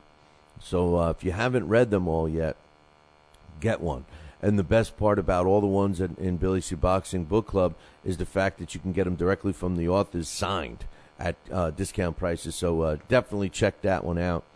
For all your boxing book needs, go up to BillyCBoxing.com. You know, like I said to Marty, bro, I'm not sold on Hopkins. I'm sorry. I know I'm the minority, and I know I'm going to get some slack for it, and that's okay. I get it all the time about Larry Holmes. He's another guy that I didn't think was all that great. But anyway, great emails. Keep them all coming, fellas and ladies. We appreciate that. There was some fights in Japan last night, and which was 2 days ago in our time. But Thursday night in Tokyo, Takayuki Kagawaga improved to 19-2 with 10 knockouts. He's a flyweight, and he's got the Japanese flyweight title when he won a unanimous decision over Tetsuma Hayashi, who many people that were ringside believe won the fight. It's a controversial. This fight was described as a boring affair. 96-95 was the way one judge had it. One had it 97-94, and the other had it at 97-93. So, yeah, it seemed boring. Hayashi drops to 18-2-1. And like I said, Kawaga's 19-2. I don't know. Did I tell you his record? Well, I'm telling you now. 19 wins, 2 losses, 10 of his W's coming by knockout. I never got to announced. Did you guys hear about the guy who's officially now the largest professional boxer in the world? Well, not yet. Not yet, because over this weekend, we're going to have a fighter that's going to be fighting on a card in Denmark, which is going to be taking place on April 28th, which is tomorrow night. Morten Poulsen is 7 foot 2 inches tall. 7 foot 2 inches tall. He's going to be taking on Latvian Andreas Naglis, who's got 3 professional fights under his belt, 2 wins, 1 loss, 1 draw. And Poulsen is making his pro debut. It's a 4-round fight. Poulsen is 37 years old, and he's only had 4 fights as an amateur. So he's jumping right into this. At 37 years old, it's a pretty late career. But this is a guy that happens to be 2 inches taller. To give you an idea how big he is, 2 inches taller than Nikolai Valuev. 2 inches. I was in Denmark for a fight, and I got to meet Nikolai Valuev, and actually, he is the biggest human being I've ever stood next to. I literally came up to his waist, and this was a guy that had to take the service elevator because he couldn't get through the regular elevator. The door was too short. He had to take the service elevator, and that's how I met him, because, they make Billy C. take the service elevator, too. Because they don't want me mingling with the public. But anyway, what a character he is. A nice guy. I don't think he ever had the boxing mentality, to tell you the truth. I just think he was too nice of a guy. One last thing before I take a break. And, I got a lot of news to cover. And I'm just going to give you my predictions on the fights real quick. I'm not going to break them down as much as I usually do, I should say. And speaking of the challenge, my man Andre has come through again, and we are updating the computerized Billy C. Challenge. So everybody that's been emailing that wants to get involved with that, hang tight. We got an ETA of a couple of weeks. It's being rewritten. It'll be right in the same location. You'll be able to get to it from BillyCBoxing.com. There's a link there. You'll be able to go to it. It's going to be all automated. The picks will be there. We changed the rule a little bit. I took a suggestion from Andre. If you miss a fight, instead of missing 3 and then getting a 0 average, if you miss a fight, I believe you lose 2% of your winning percentage. So if you miss a week, you're only going to lose 2% of your winning percentage, and then you can get back in the mix, if you have plans or whatever. But, we have the lawmakers in Texas are really pissed off, specifically Senator Jose Rodriguez, who is rushing the 9-member board, which meets in El Paso, the El Paso board, to force UTEP, the University of Texas El Paso, to revisit the ban that they've imposed on the Julio Cesar Chavez Jr. and Andy Lee fight that was tentatively scheduled to appear at their arena. And Bob Arum says, hey, listen, if I'm going to wait for them to I'm going to give them one more chance to get this fight on this card. If not, they already know that they're going to move it to Houston. And Texas El Paso doesn't want to pass up to the almost $5 million in revenue that they project the city of El Paso would get from that one fight, considering there's going to be between 40 and 50,000 people there. And as you know, my opinion yesterday was that I feel that boxing fans get stereotyped way too often. So anyway, hey, I'm going to take a break. When I come back, I got some quotes from Bernard Hopkins and Chad Dawson. I got the undercard for Jorge Arce. I just gave it away. I have the undercard for the Manny Pacquiao-Timothy Bradley fight, which features Jorge Arce, and a bunch of other stuff all coming up in about 2. The 2012 Summer Olympic Games unfold in 5 months in London. The honor and the history of playing host goes back a long way. How long? That's next on Sports Shorts with me, the Sports Princess. This Your Family Today tip is brought to you by Stouffer's, helping bring your family together with wholesome dinner options, even on the busiest of nights. Find dinner table ideas to bring your family together at letsfixdinner.com. To get kids involved in dinnertime conversation, ask specific questions, not broad ones. Instead of what happened today at school, try what was the best thing that happened today. The more specific you are, the more they'll have to say. For more tips like these, visit us at parenthood.com/yourfamilytoday. Legend has it that the Olympics go back to Hercules, but let's leave Greek mythology out of it. The modern games opened in 1896. Since Athens couldn't afford to put them on, a businessman ponied up the coin. Pole vaulting, weightlifting, shot put, and swimming, few of the handful of events. Since those days, some of the original sports remain. Others come and go, depending on the whims of the International Olympic Committee.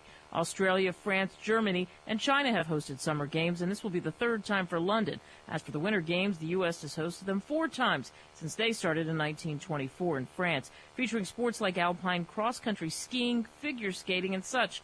Between the summer and the winter games, there are hundreds of sports and thousands of athletes. You never know what city is going to get a crack at hosting next. I'm the Sports Princess with Sports Shorts.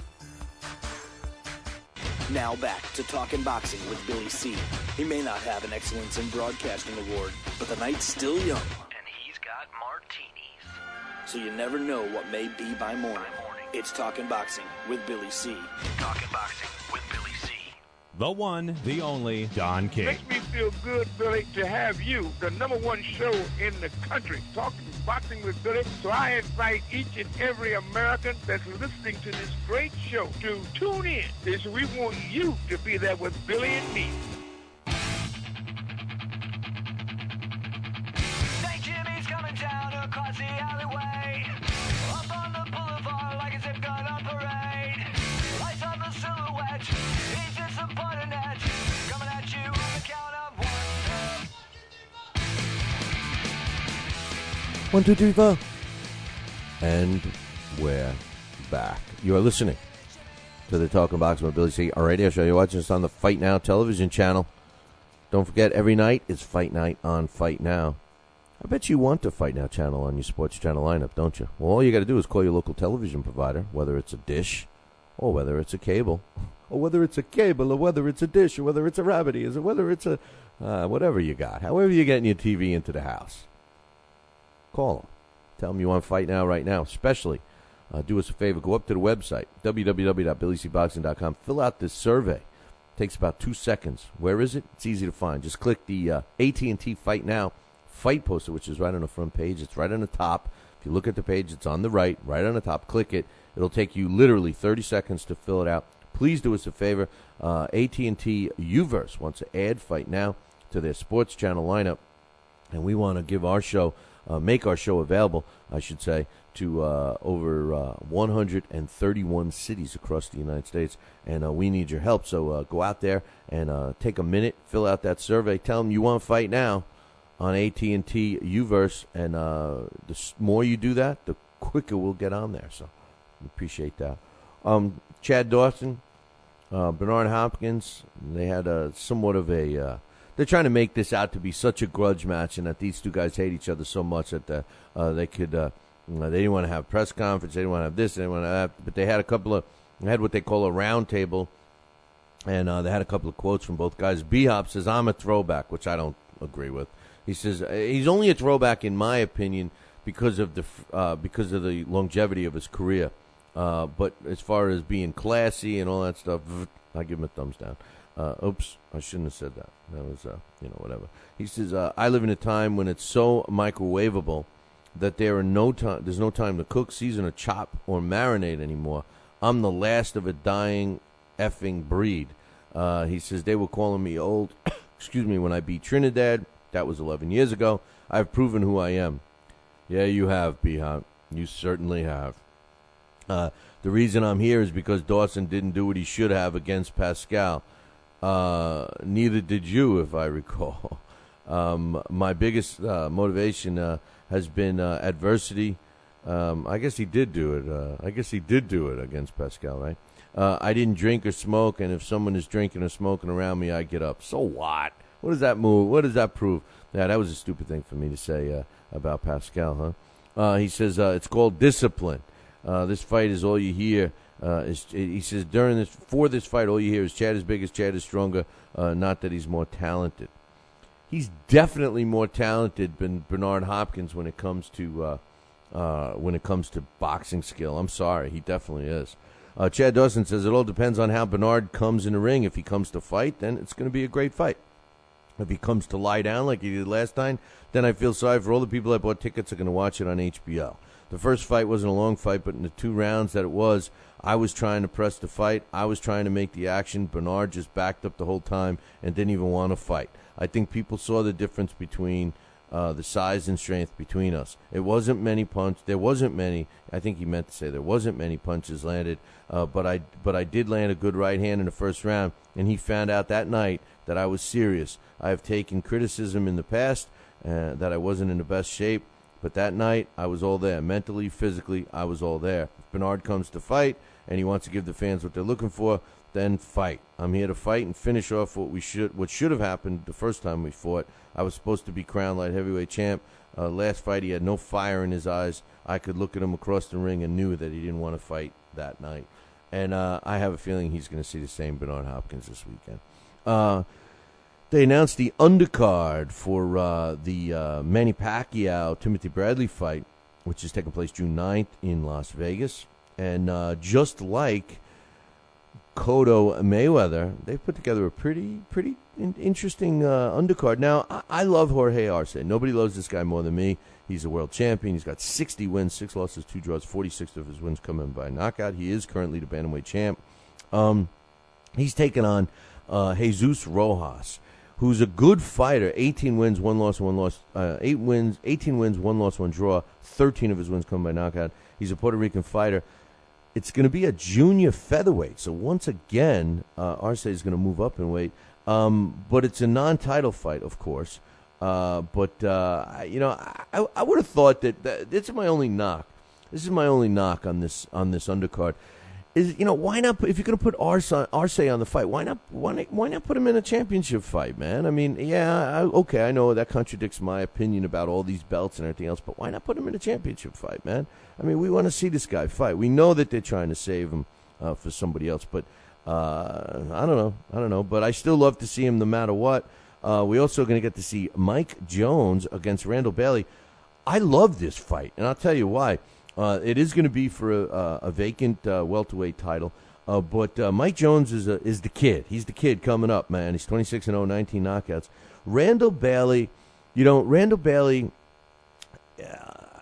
I don't want to sound negative, but he's a one-dimensional fighter.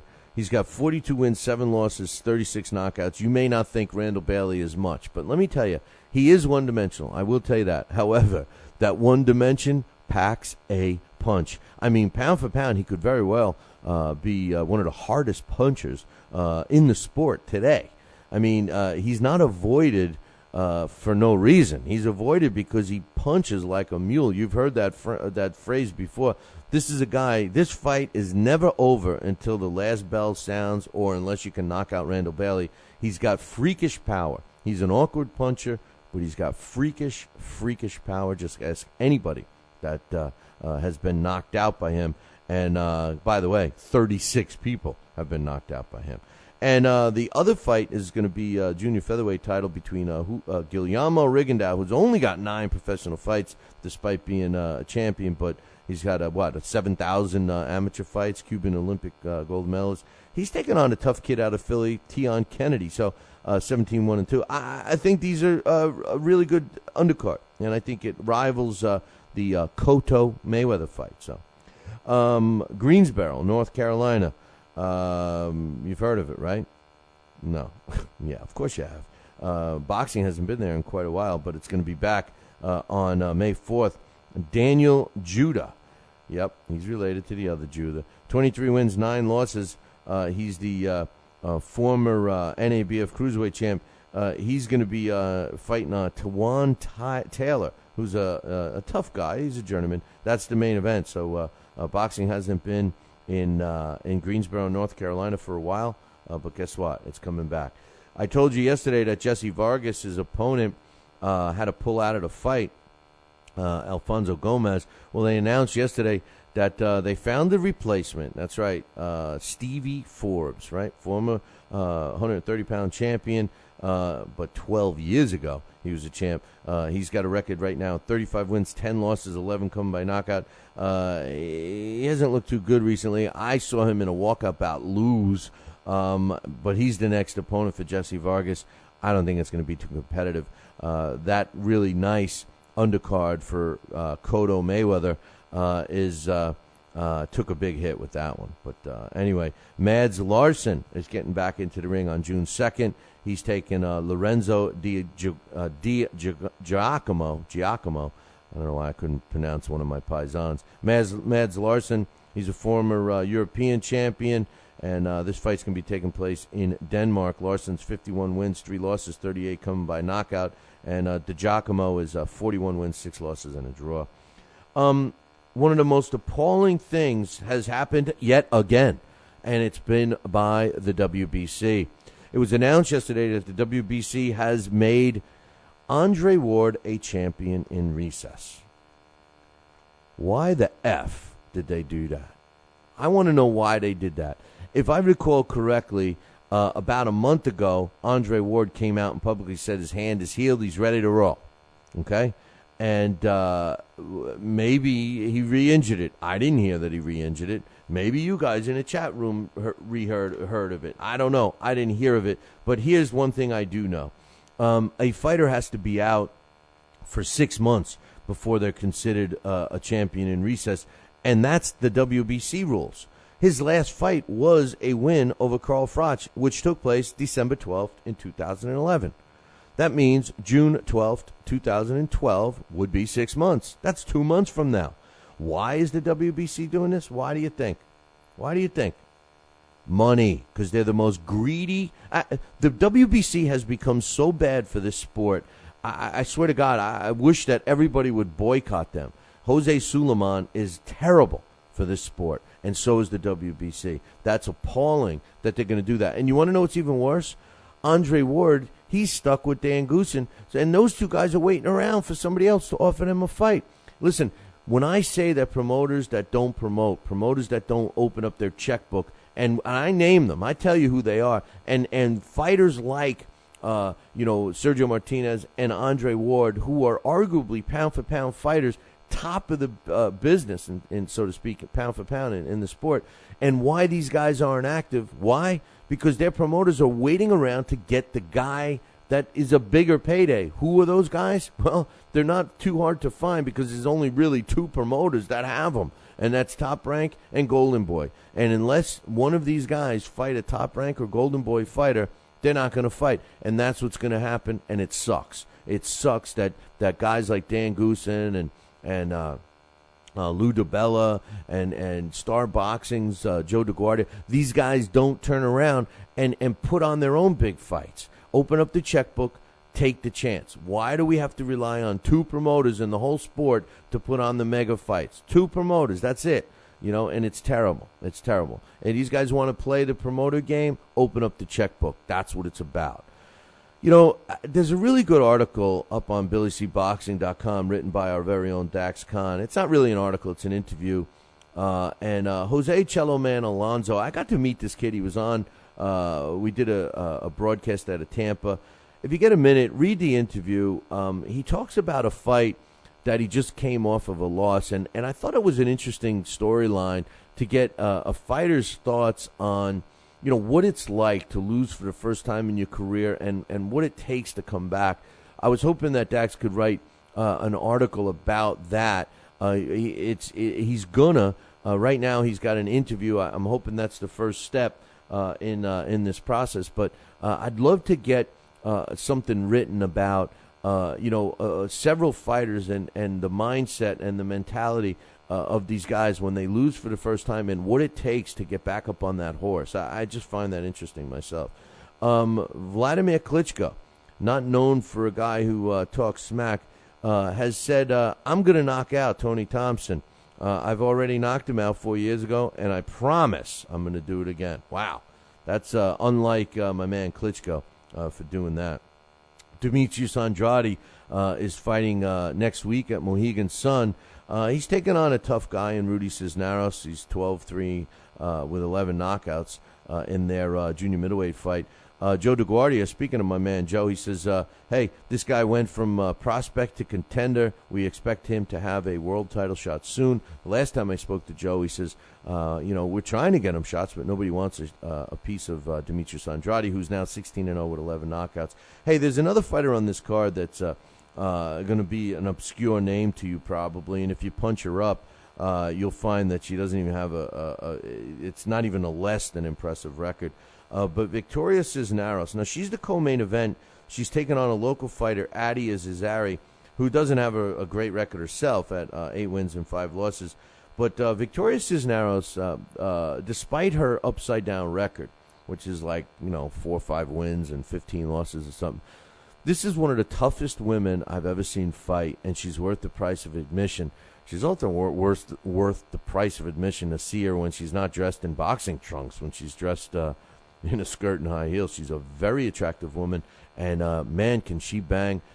This is going to be a good fight. It may even steal the show because Addie's a similar fighter. They both lay it all out in the ring. So if you didn't get tickets for that one, I would highly recommend it. Go to Star Boxing. You can get to it from our site very easily, www.billycboxing.com. Click one of their fight posters and get yourself some tickets for that one. Tell them Billy C sent you and demand the Billy C discount for that because, hey, if you're not going to get it if you don't ask, I'll tell you that.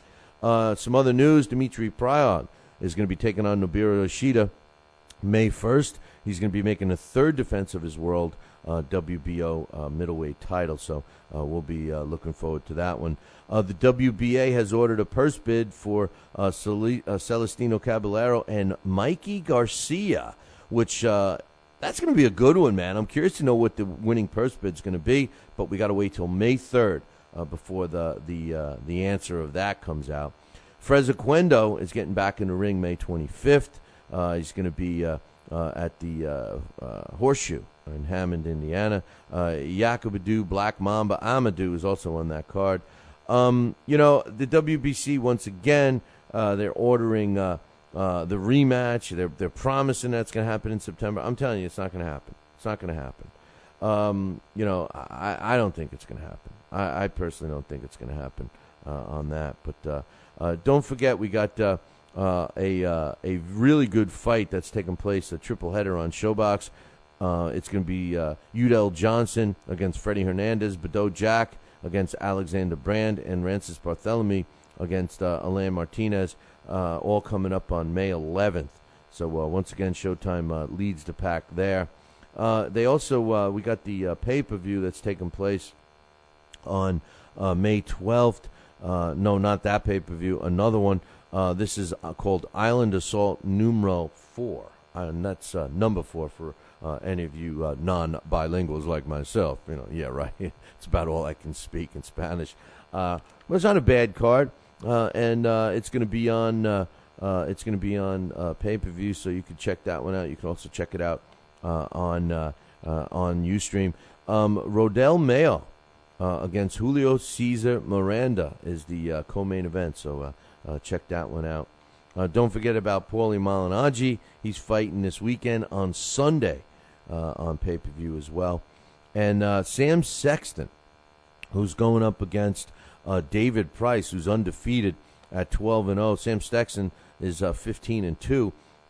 They're both going to be fighting, and they're fighting next month, and they're fighting for the vacant British and Commonwealth heavyweight title.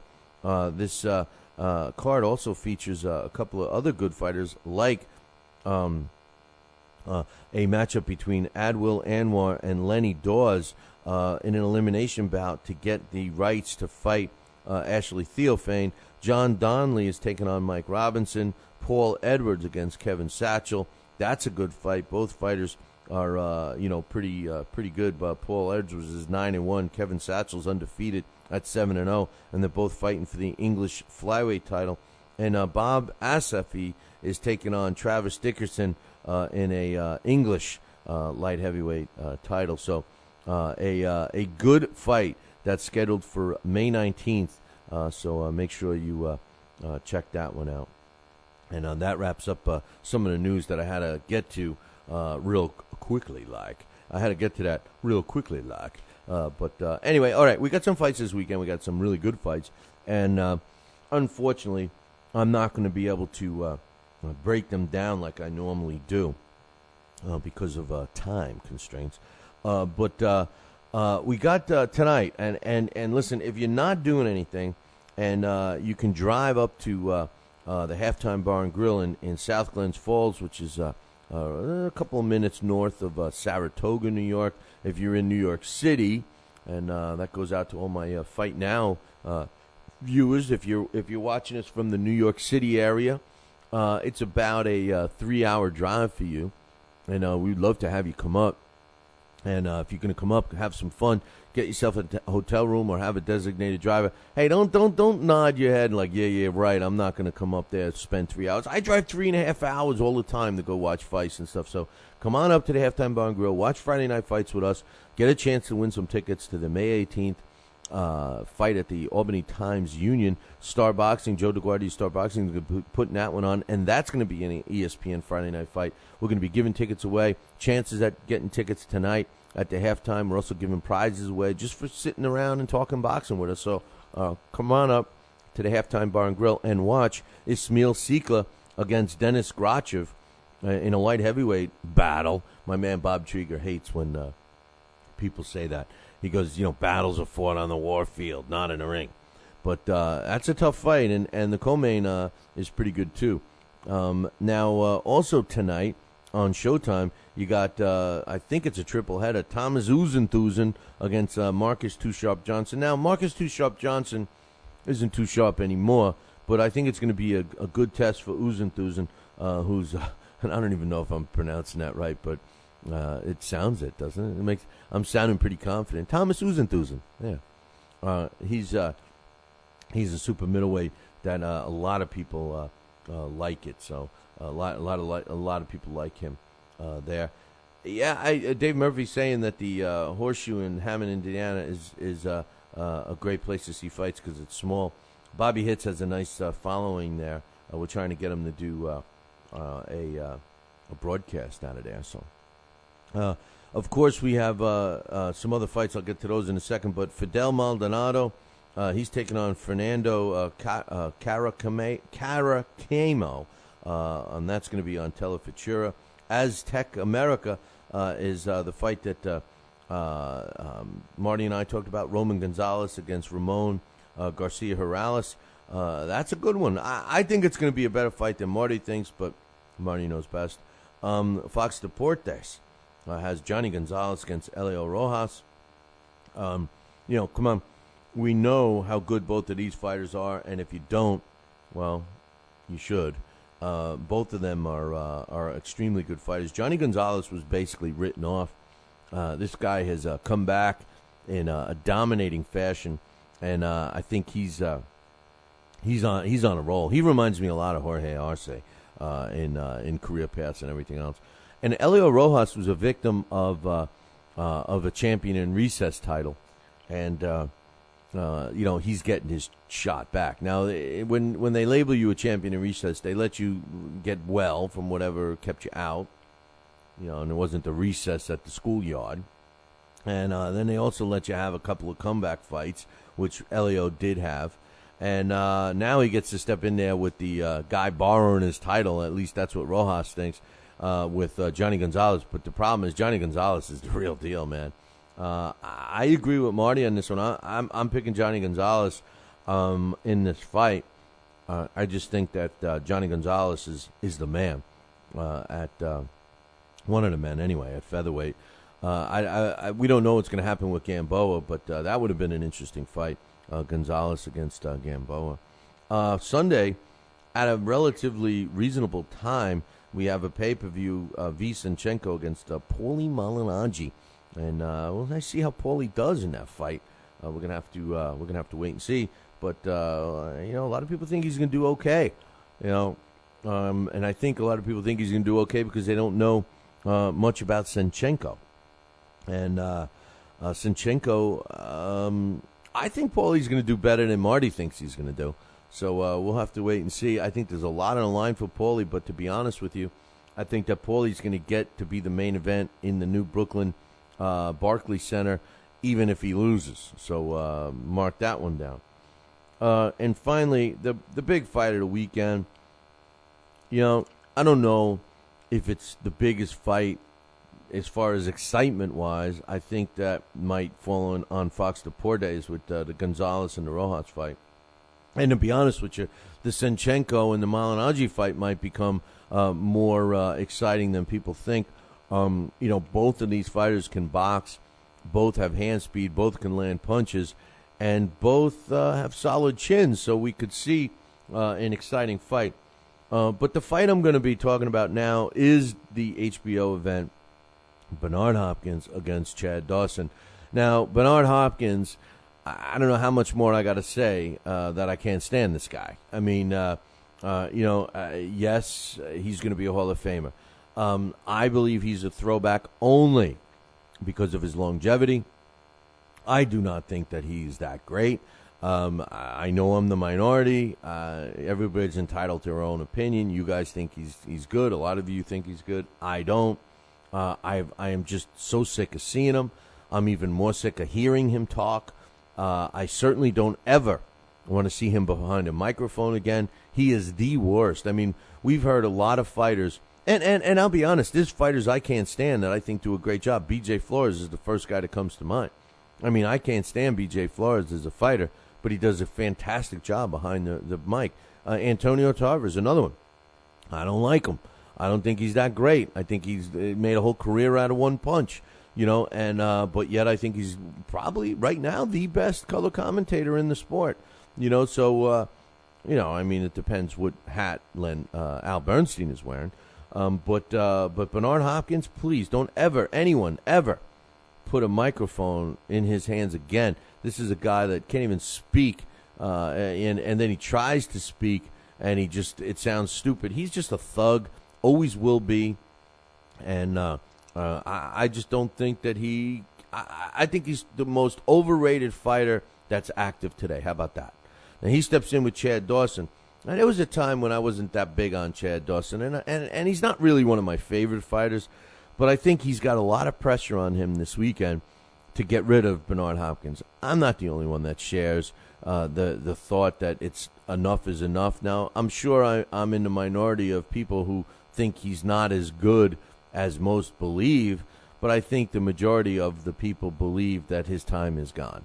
And there's a really good indicator of that on our poll question, where 89% of the people believe that he's not worth the price of a ticket, let alone a pay-per-view, and 11% believe that he is. So I don't know how many of you think that, but 89% of the people think that he's not worth it. I wouldn't even trade a pack of gum for a ticket to see Bernard Hopkins. I don't even go and try to get credentials for a Bernard Hopkins fight. He's just, to me, he's am I going to watch it? I'm going to watch it.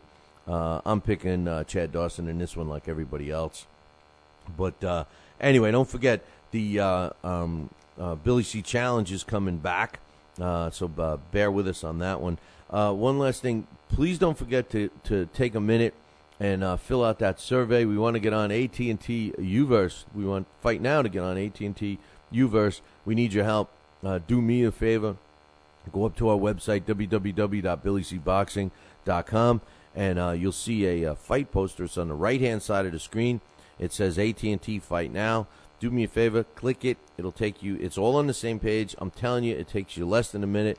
Just click a couple of things, say you want Fight Now, click send, and that's it. And drop me an email, tell me you did that.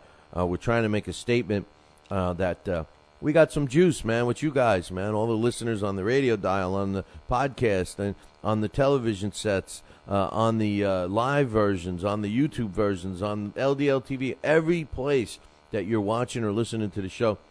Take a minute, and I don't even care if you're a boxing fan. Get your whole family, your cousins, your mother, your father, your friends, your brunkle, everybody. Get them on there and have them fill out that survey for us. We would greatly appreciate it. and so will Fight Now, I'm sure, because they want to get on as many television providers as they can. Wake up. It's time for the It's Too Early for a Trivia Question. Today's It's Too Early for a Trivia Question is being brought to us by Star Boxing and their May 18th event, which is taking place at the Albany Times Union Center. If you want to win some tickets, come on up to the Halftime Bar and Grill tonight in Glens Falls, or you could just go to our website, www.billycboxing.com, and buy yourself a ticket. Just click on the fight poster for that or any other Star Boxing poster and get over there. Tell them Billy C sent you. Demand the Billy C discount. Now, we have a really great prize. I recommended a couple of books by Clay Moyle, and we got his latest one right here. It's the Billy Misk book. What a great read this one is. I'm actually just finished this book. It took me a little longer than usual because I had to stop reading it for a while. I was doing some other stuff. But this can be yours if you know this trivia question. Now, it's a tough one. So here it goes. It's when was the first bout in which the details of the official scoring were announced by the ring announcer? Now, this is a recycled question.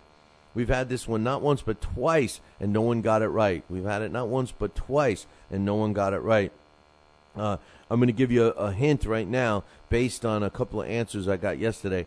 You guys are going way too back. You're going back too far. This took place. This took place between 1920 and 19. Should I give you this hint? 1920 and 1960. This took place between 1920 and 1960. When was the first bout in which the details of the official scoring were announced by the ring announcer? Good luck to everybody. Email me the correct answer, Billy@TalkinBoxing. That's TalkinBoxing.com. This Day in Boxing History.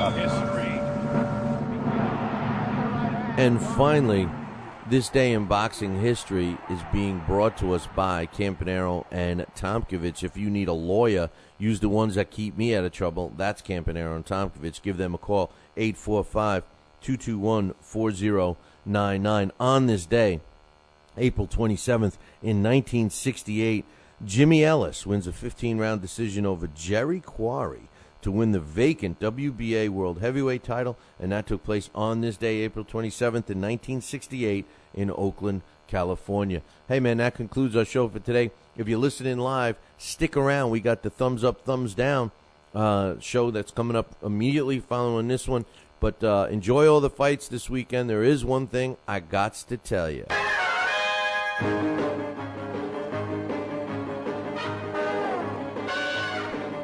Make sure you tune in Monday morning. Same bat time, same bat channel, the Fight Now channel.